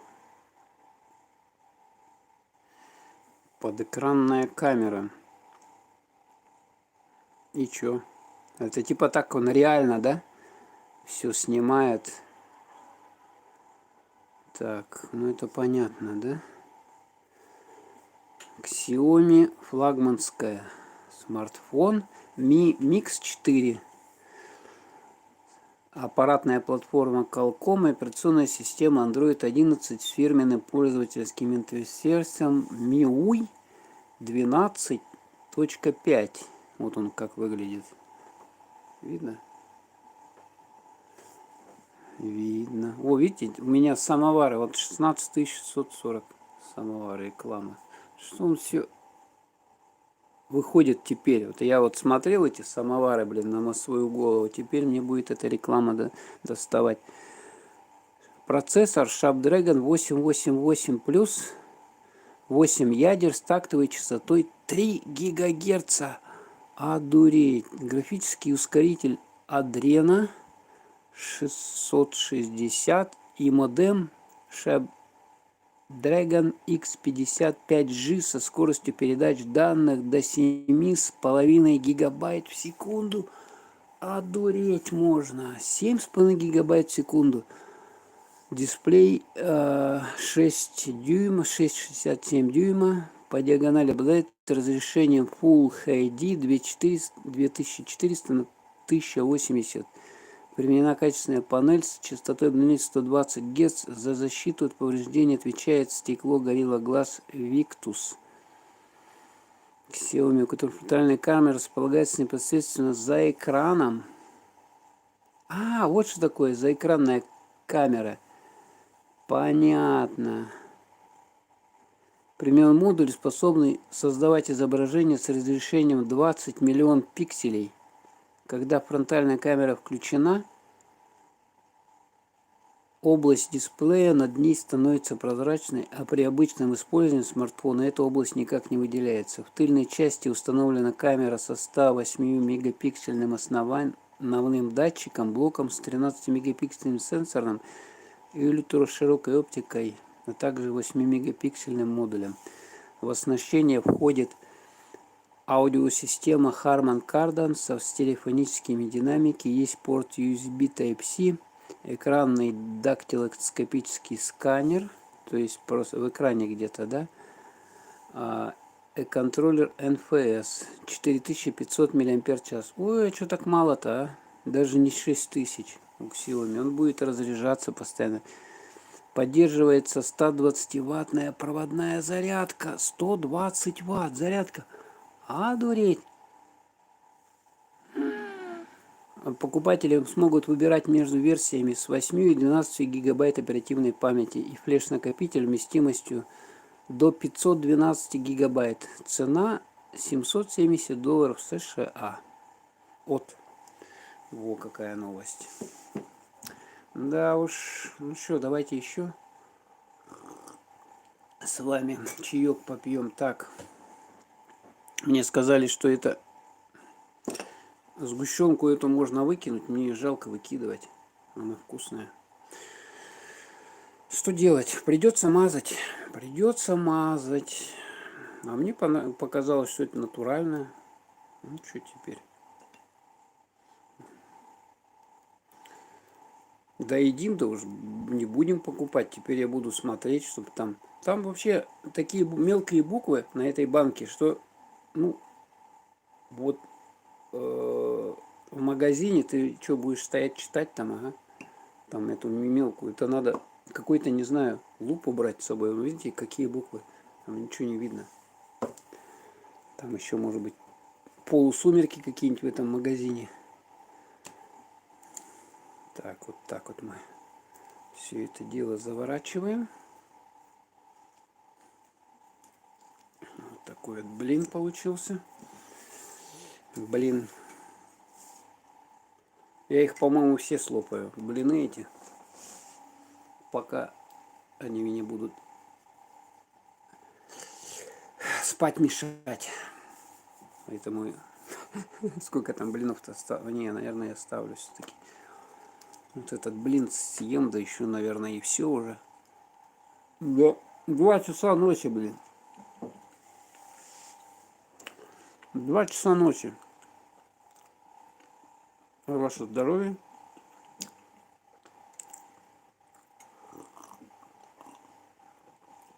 Выходит вот этот подстаканник и этот самовар, они из латуни сделаны. Ну, цветмет нынче дорогой, поэтому цены соответствующие. Хотя, с одной стороны, вот в подстаканнике металла, да, и вот в этом, да, самоваре. Самовар стоит, ну, 8 тысяч, да, 10 тысяч. А подстаканник 1200. Но здесь металл-то значительно меньше, чем здесь. То есть он как-то неправильно стоит этот самовар. Если вот по цене подстаканника, да, сколько здесь стоит латунь, то этот должен вообще 1020 стоить, как минимум.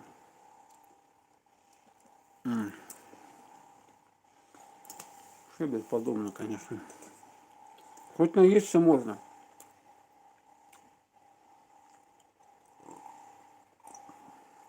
Сидишь, ешь, чаек пьешь вечером.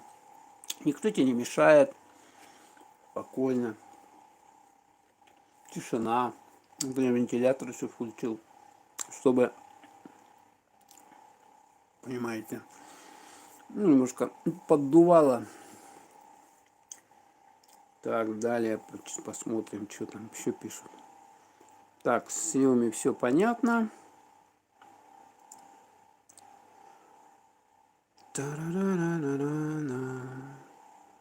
Так, что у меня тут пошел? Пошел уже Яндекс.Дзен. А я новости читал.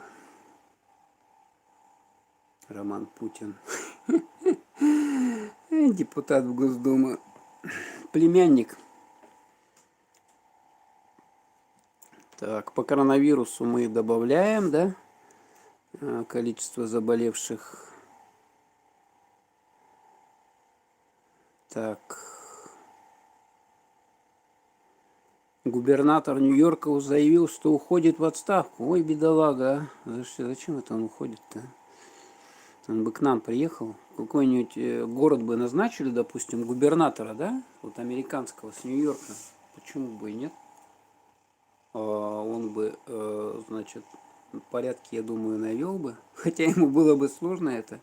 Но все-таки вот этот опыт интересно было бы.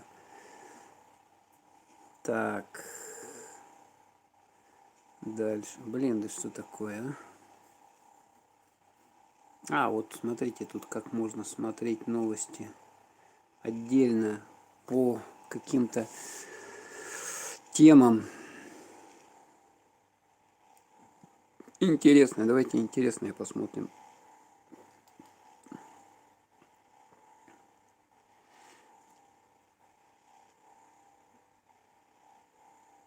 Минфин обсуждает вопрос приватизации оператора платежной системы МИР. О, Господи, вот эти карты МИР, что ли, его приватизировать собираются.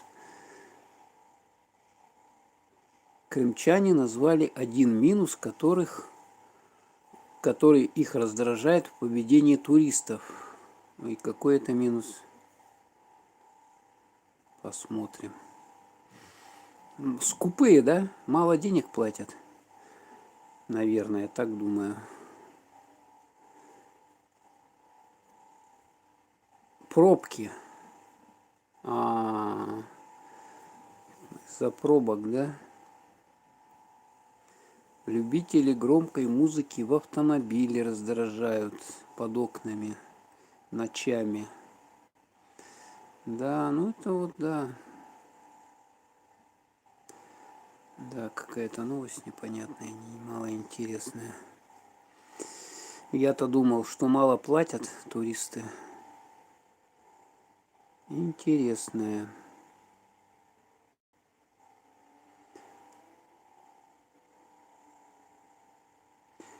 Пассажиропоток авиакомпаний в июле упал на 12% к 2019 году. Ну, что хотите, пандемия, если ограничительные меры действуют какие-то, то, естественно, поток людей меньше. Казань вошла в топ-10 городов РФ для путешествия в сентябре. Между регионами Дальнего Востока запустят круизные маршруты в 2022 году.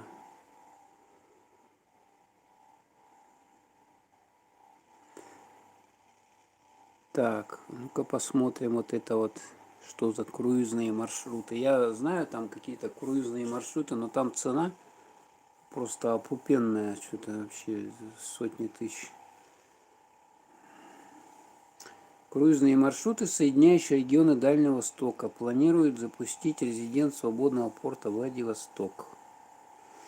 Маршрутные круизы будут включать Камчатку, Курильские и Командорские острова. 20 вариантов круизов с апреля по октябрь длительностью от 4 до 20 дней. Угу. То есть это будут какие-то корабли плавать, да? Я понял, это по морю. По морю, океану. По морю.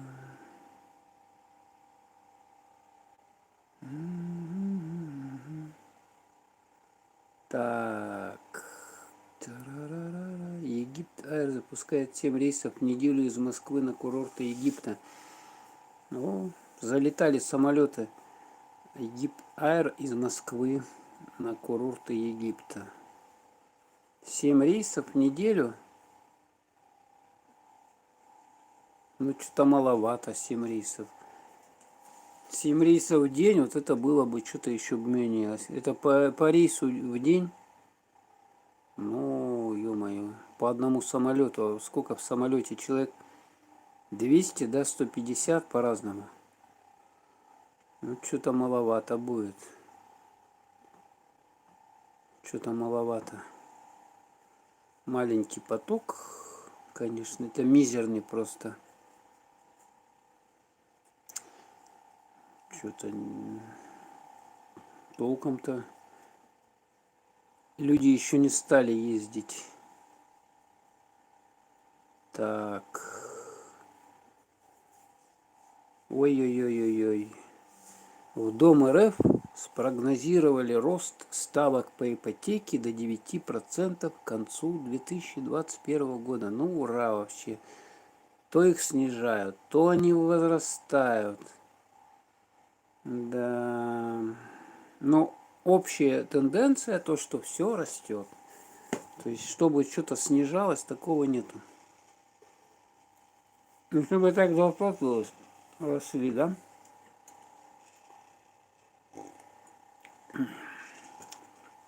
Три часа 33 минуты я стримлю. Обалдеть. Это рекорд, наверное.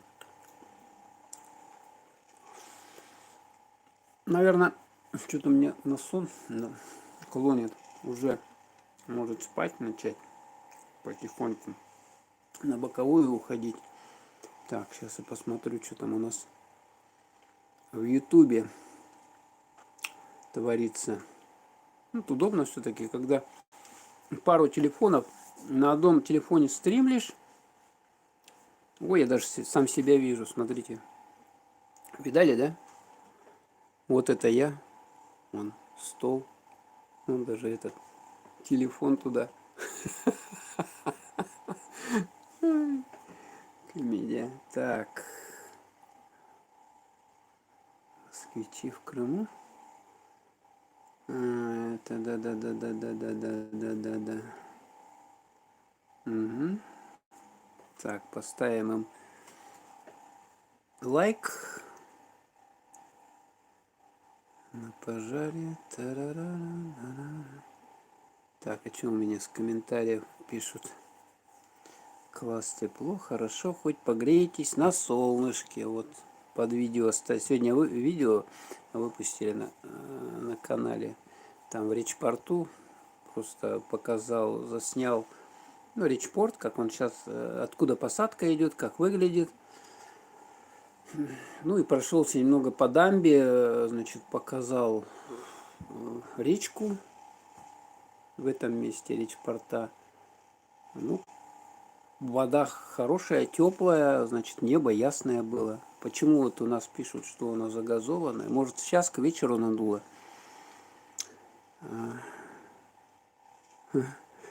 Так. Так.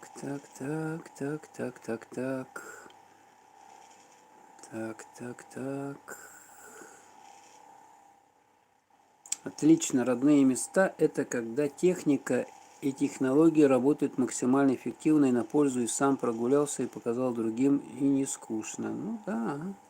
Ну это я как бы на телефон, просто беру телефон, вот этот, на котором сейчас стримлю, да, его достаю и снимаю одним как бы, ну не дублем, а одним роликом получается. Просто я ставлю на паузу, чтобы без монтажа было. То есть какой-то фрагмент я снял, потом ставлю паузу, потом перехожу в другое место куда-то, опять фрагмент снимаю, ставлю паузу, потом в третье, ну и так вот, таким образом. И потом получается, что ролик не надо монтировать. Просто его заливаешь, тут же можно с телефона залить в YouTube, и все. Уже через, там, не знаю, полчаса, ну, в зависимости от длительности, да, ролика, да, через полчаса уже все, пожалуйста, могут, он на канале опубликованный, и могут зрители его уже смотреть.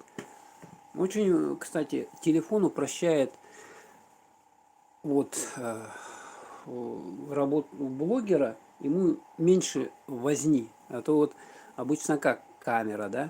Камеру берешь, на нее снимаешь, потом приходишь, загружаешь с этой камеры на компьютер все эти файлы. А потом начинаешь это все в видеоредакторе редактировать, там обрезать что-то, то все. Короче, возня, время, таким образом. А на телефоне, вот сейчас это все быстро происходит. Причем сейчас телефоны такие, что они, в принципе, даже в 4К могут поддерживать видеосъемку и редактирование. Да, ну такое какое-то небольшое. То есть даже редакторы есть, в принципе, без проблем. Вы редактор взяли, установили туда и редактируете там какую-то. Ну, конечно, на телефоне неудобно это делать, редактирование, потому что маленький там экран, там управлять сложно на таком экране, но все равно можно как бы такие видео делать, выпускать без каких-то спецэффектов особых. То есть, как обычно, обрезать где-то, урезать там, добавить титры, там, может, музычку подложить. Вот таким образом вполне быстро все это происходит, и на телефоне все это быстро делается. То есть лишней возни пропадает, а это, конечно, плюс. То, что можно на видео меньше времени тратить, понятно, да? Их можно чаще даже снимать, получается, да? Чаще снимать, и все. Вот у вас видео есть, вы опубликовали, все это очень хорошо. То, что, ну, а сейчас вот мы посмотрели, допустим, этот как Xiaomi топовый, у него уже 12 гигабайт оперативки, 512 гигабайт ПЗУ, постоянно запоминающее устройство, и, значит, 8-ядерный процессор до 3 гигагерц. Ну, что еще надо? Тут, по-моему, и 4К, и 8К даже можно обрабатывать. Главное, что у людей нигде этот 8К смотреть видеоформат. Еще такие телевизоры довольно редкие, мало у кого есть. Поэтому, короче, в 4К можно вот на современных смартфонах вполне быстро и нормально, значит, редактировать и выкладывать, снимать. Ну, полное, короче, полное производство получается. Да. Ну да.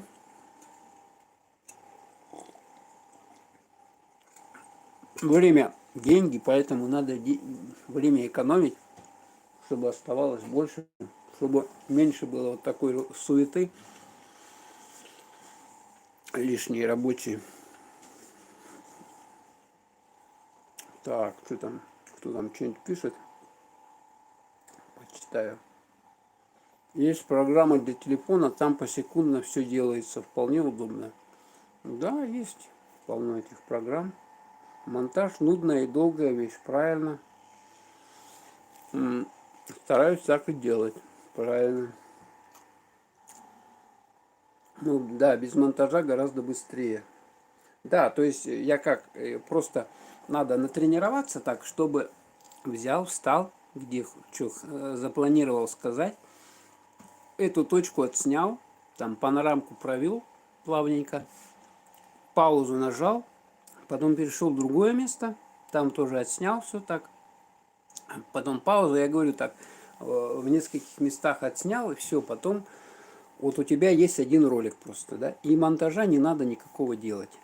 Вообще не надо делать, просто его тут же заливаешь на канал Ютуба и видео опубликовано. Ну вот так вот какие-то срочные новости, допустим, можно делать без проблем.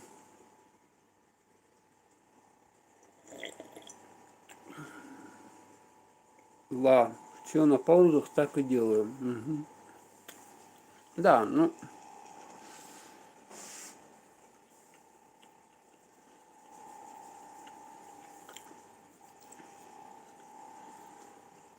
я сейчас пришел к выводу, что вот эти вот ролики, да, ну как бы вот эти фрагменты, они не должны быть длинные. Ваши блины соблазнили, пришлось тоже... А я, смотрите, я когда смотрю какие-то стримы, где, не дай бог, едят, у меня сразу слюни текут. Вот серьезно, слюни ручьем. Я не могу смотреть. Я бегу на кухню, беру что-нибудь поесть, притаскиваю. Обычно я за компьютером смотрю, да, YouTube, притаскиваю, там ем. Я не так просто не могу. Это у меня раздражение желудочно-кишечного тракта. Сразу слюна там, то все. Ой, чью. Еще охота. Еще охота. Короче, ой, пардон. Крошка в горло попала. Вот эти вот фрагменты, из которых видео состоит, не должны быть большие. То есть их длительность где-то секунд 20. 20, 15, 30, ага, ну не больше там минуты, двух там.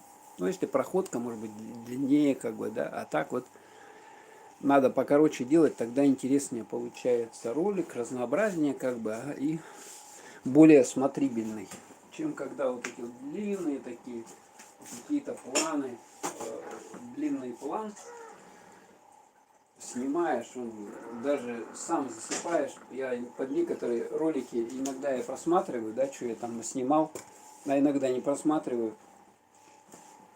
Я даже под некоторые ролики просто засыпаю. Еще когда я так вот нудно говорю что-то,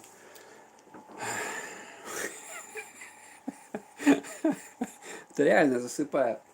То есть, ну, а люди, естественно, они не будут просто смотреть такое дело. То есть надо коротенькие такие фрагментики, заснял там, точку встал, потом перешел в другую, там заснял.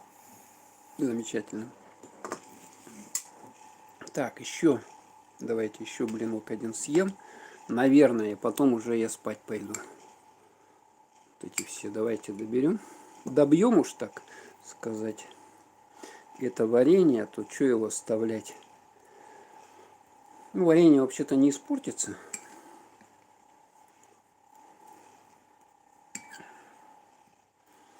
Варенье вообще-то не испортится, что с ним будет?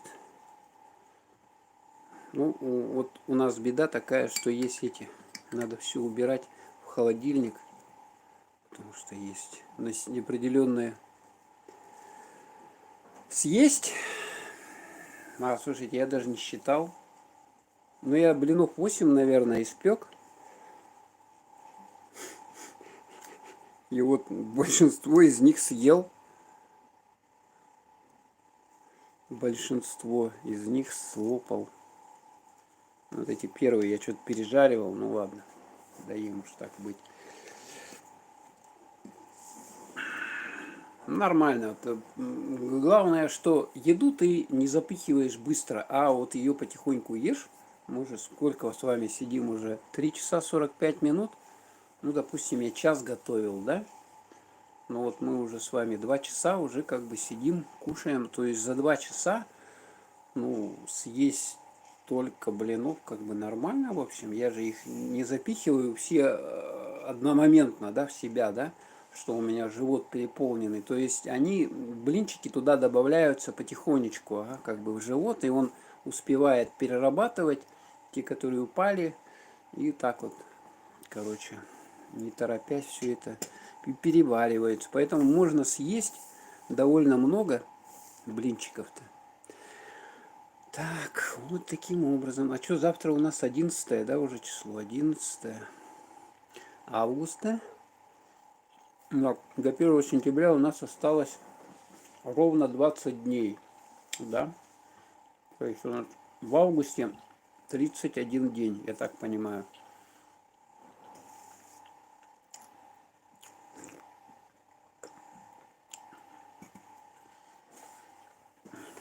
Вкуснота. Так, кто что тут еще мне?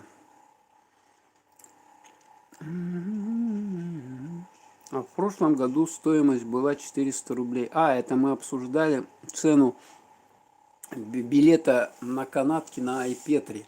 То есть в этом году 500 рублей, а в том году 400 рублей. 100 рублей добавили.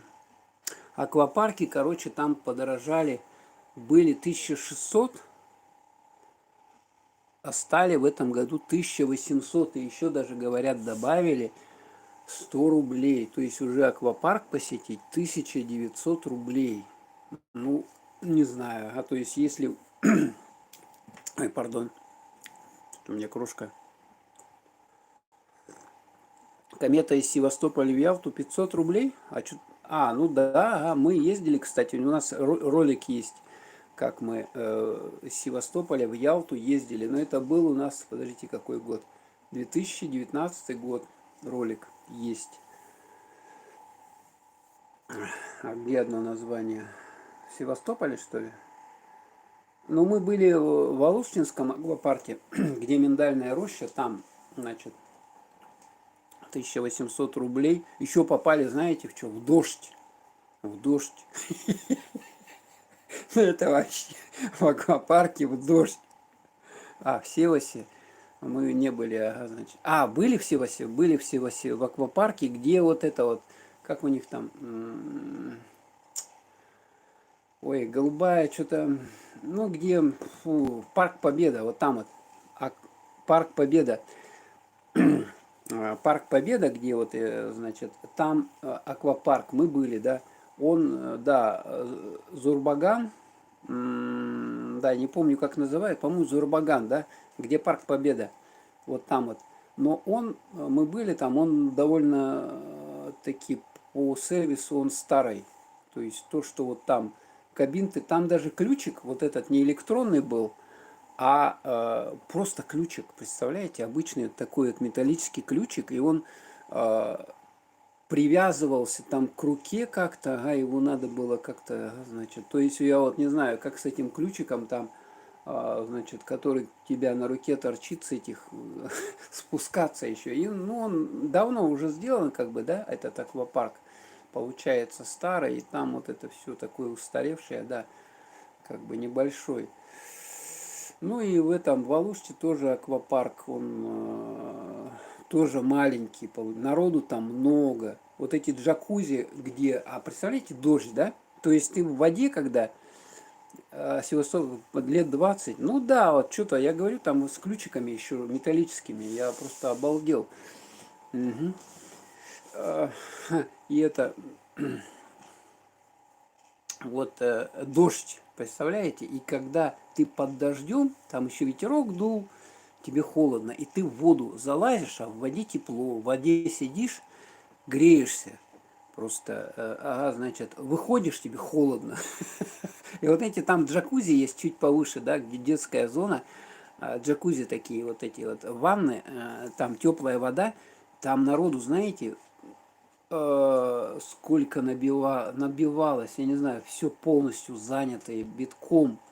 Люди там это самое. Но я вот не рискнул залазить в такую чашу, да, то есть там людей тьма тьмущая, и ты еще туда должен залазить. Но я как-то побрезговал даже, да.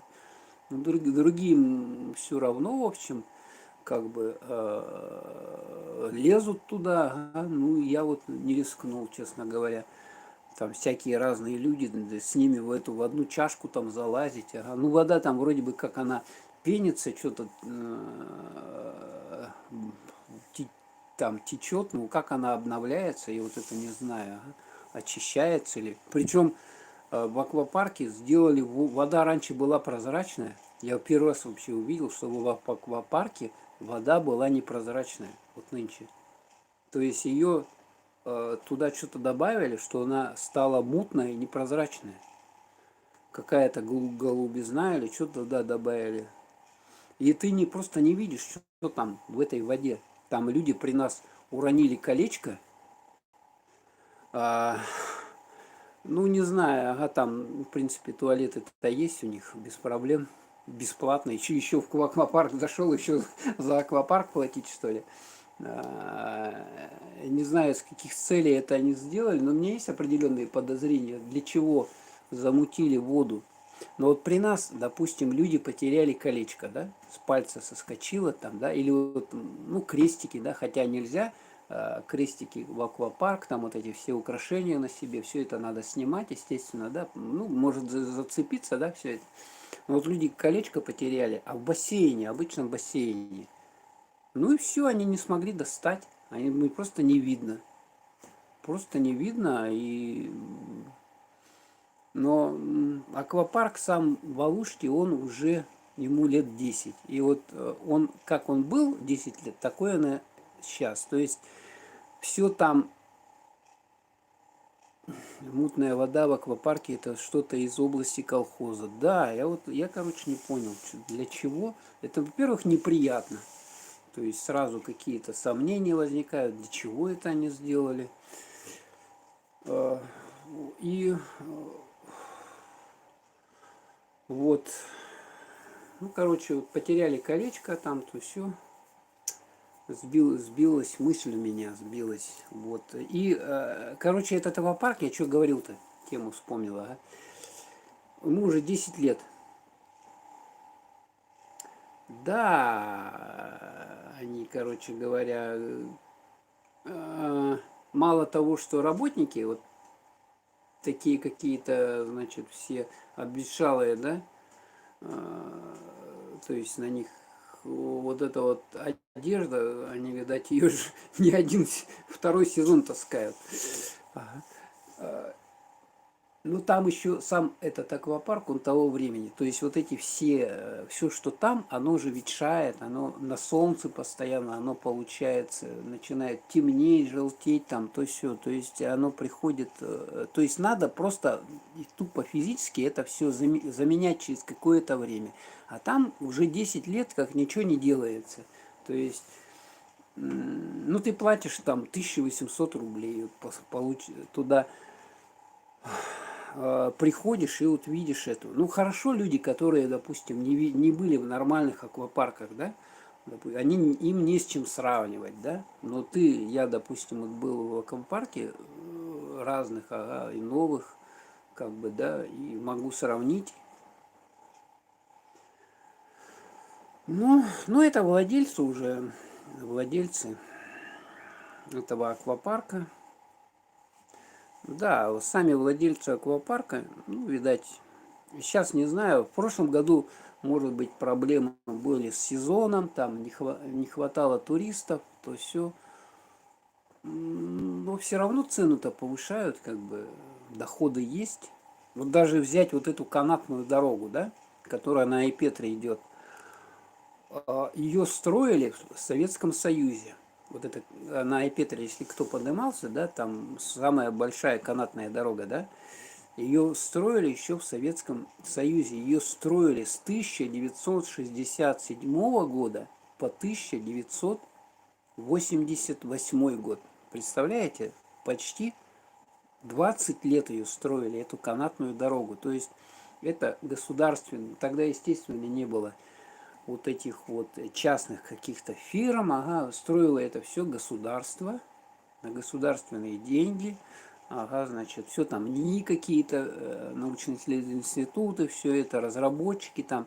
Сначала они, значит, проложили канаты, все это, они как-то что-то скалы задевали, потом им пришлось переделывать. Ну, короче, долгая история, да. И вот сейчас эта канатка, она работает. Оказывается, канатка в какое-то время только по ней возможно туда добраться, ага, по канатке в зимнее время, я так вот прочитал, якобы. И бывают такие моменты, ага, что только по ней можно.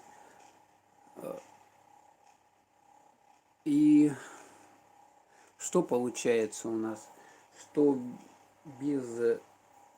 эта канатная дорога в советское время построена, и сейчас ее эксплуатируют. Ага, эксплуатируют. То есть пропускная способность 900 человек в час. Да, этой дороги. 900 человек в час она поднимает, спускает. А оплата 500 рублей с человека. Из советского времени уже 30 лет прошло. Да, вот с 1988 года эта дорога запущена. Вот смотрите, ей уже получается 30, сколько, 35 лет где-то, да, 34 года, 34 года этой железной. И она вот работает постоянно с 9, сейчас работает в период сезона с 9 до 6 часов вечера. Ну, подъем закрывают на час раньше, до 5 часов вечера, а спуск до 6 часов вечера работает, с 9.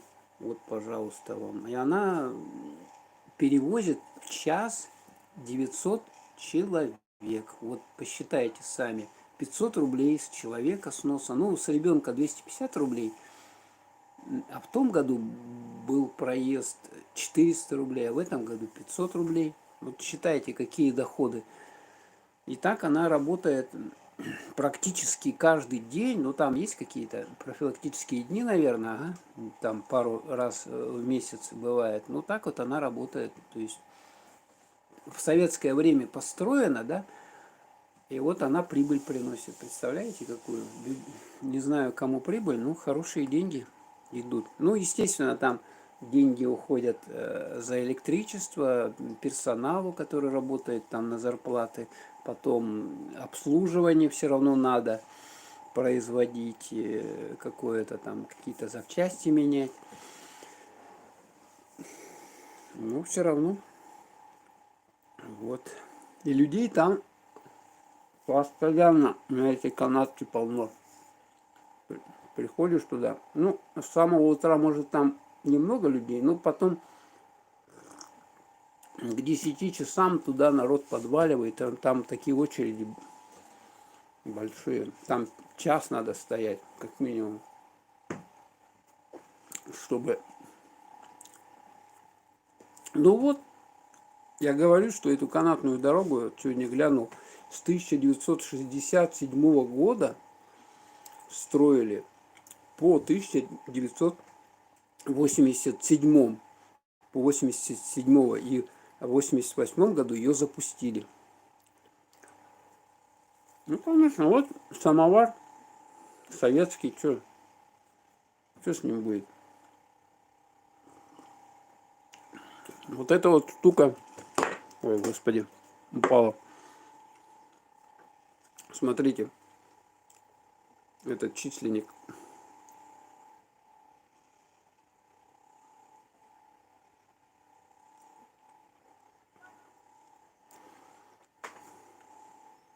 Видно, что написано? Харьков написано. Тоже советский. А что с ним будет? Металл. Голимый металл.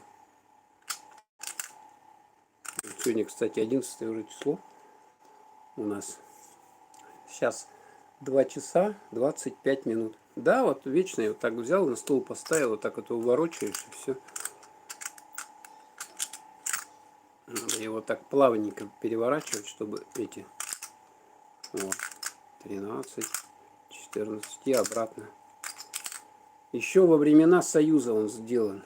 Вот видите, Харьков, Украина, тут вот видно атом, да?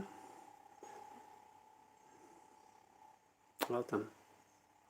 Крупный город, где институтов много, разработчиков там много было в Харькове. Всякое. Во времена Советского Союза. Вот.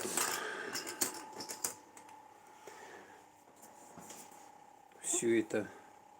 Много заводов там. Всяких разных было. Опс, да что такие комары-то достали уже? Они, похоже, видят так форточку открытую, сюда залетают. Ну, давайте доедаем. Да, уже спать надо. Завтра надо пораньше встать. Если мне удастся. Харьков крупный научный промышленный центр, был сейчас крупный торговый центр.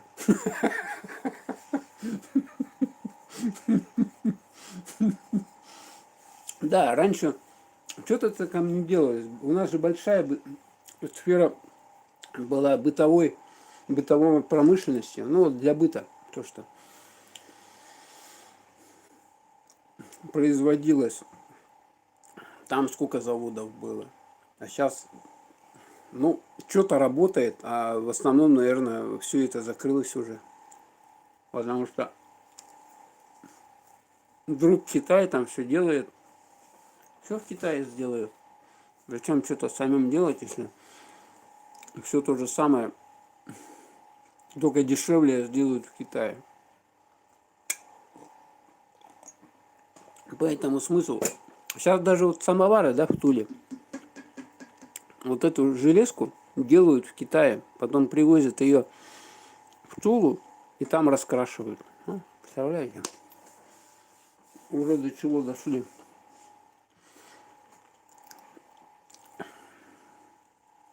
Потому что им так выгоднее. Получается, если у нас заказывать отлив вот этой вот самовара, да, из латуни, он дорогой. В Китае оно все дешевле. Но в Китае, извините, качество сразу в разы может быть хуже. Вот как эти куклы, да? Куклы, знаете, да? Раньше были советские куклы. Ими можно и до сих пор сейчас играть, в принципе. До компьютеров, да, все делает. Все делает. Куклы советские, да, которые в Советском Союзе, ими, если еще один комар, вы найдете, то есть, в принципе, они, ну, они, конечно, постарели, там, пожелтели, да, но ими можно. А вот китайские куклы, они просто, вот люди рассказывали, 10 лет назад, которые произведены, они просто разлагаются. То есть, вот эта пластмасса вся, да, она становится мягкой. И когда ты нажимаешь на нее, а там вот это вдавливается все это дело. Представляете, да? И вот такими игрушками играют дети. Дети такими игрушками играют. Такой химии.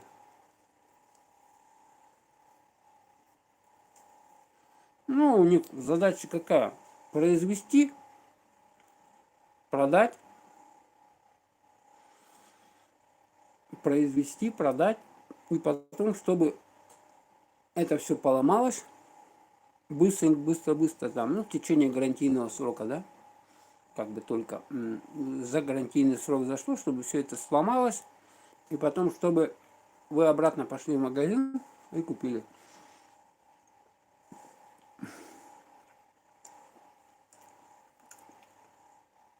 Ну, чтобы китайские заводы не простаивали, до китайцев больше миллиарда людей, Миллиард 400 миллионов. Всех надо кормить. Надо, чтобы заводы-то работали. Поэтому качественно им смысла нету делать, чтобы оно там столетиями служило. Да, экологичные китайские разлагающие куклы. Да, ну рассказывали, да. Вот, они, говорит, тоже наша какая-то фирма, заказали в Китае вот эти вот болванки кукол. Ну, а потом уже что-то с ними делали, там, видать, эту одежду сами шили, там, раскрашивали кукол сами. Ну, вот эти болванки кукол в Китае заказали. Там же все можно полуфабрикаты эти заказывать, потом уже самим что-то доделывать. Оно так получается дешевле. И вот эта пластмасса, она из какой-то химии, которая разлагается. И через 10 лет это у вас уже не пластмасса, а дерьмо. В прямом смысле этого слова. Которое просто выкидываешь. Ну, во-первых, дома это все вредно держать. Это химия. Она выделяет какие-то токсины из себя. Поэтому надо избавляться. А наши вот советские куклы, они, по-моему, до сих пор ими можно играть. Ну, конечно, они уже, значит, как бы пожелтели, там, может быть, что-то у них там попортилось, значит, от того, что играли, да? А так-то нормального качества. Я, кстати, заходил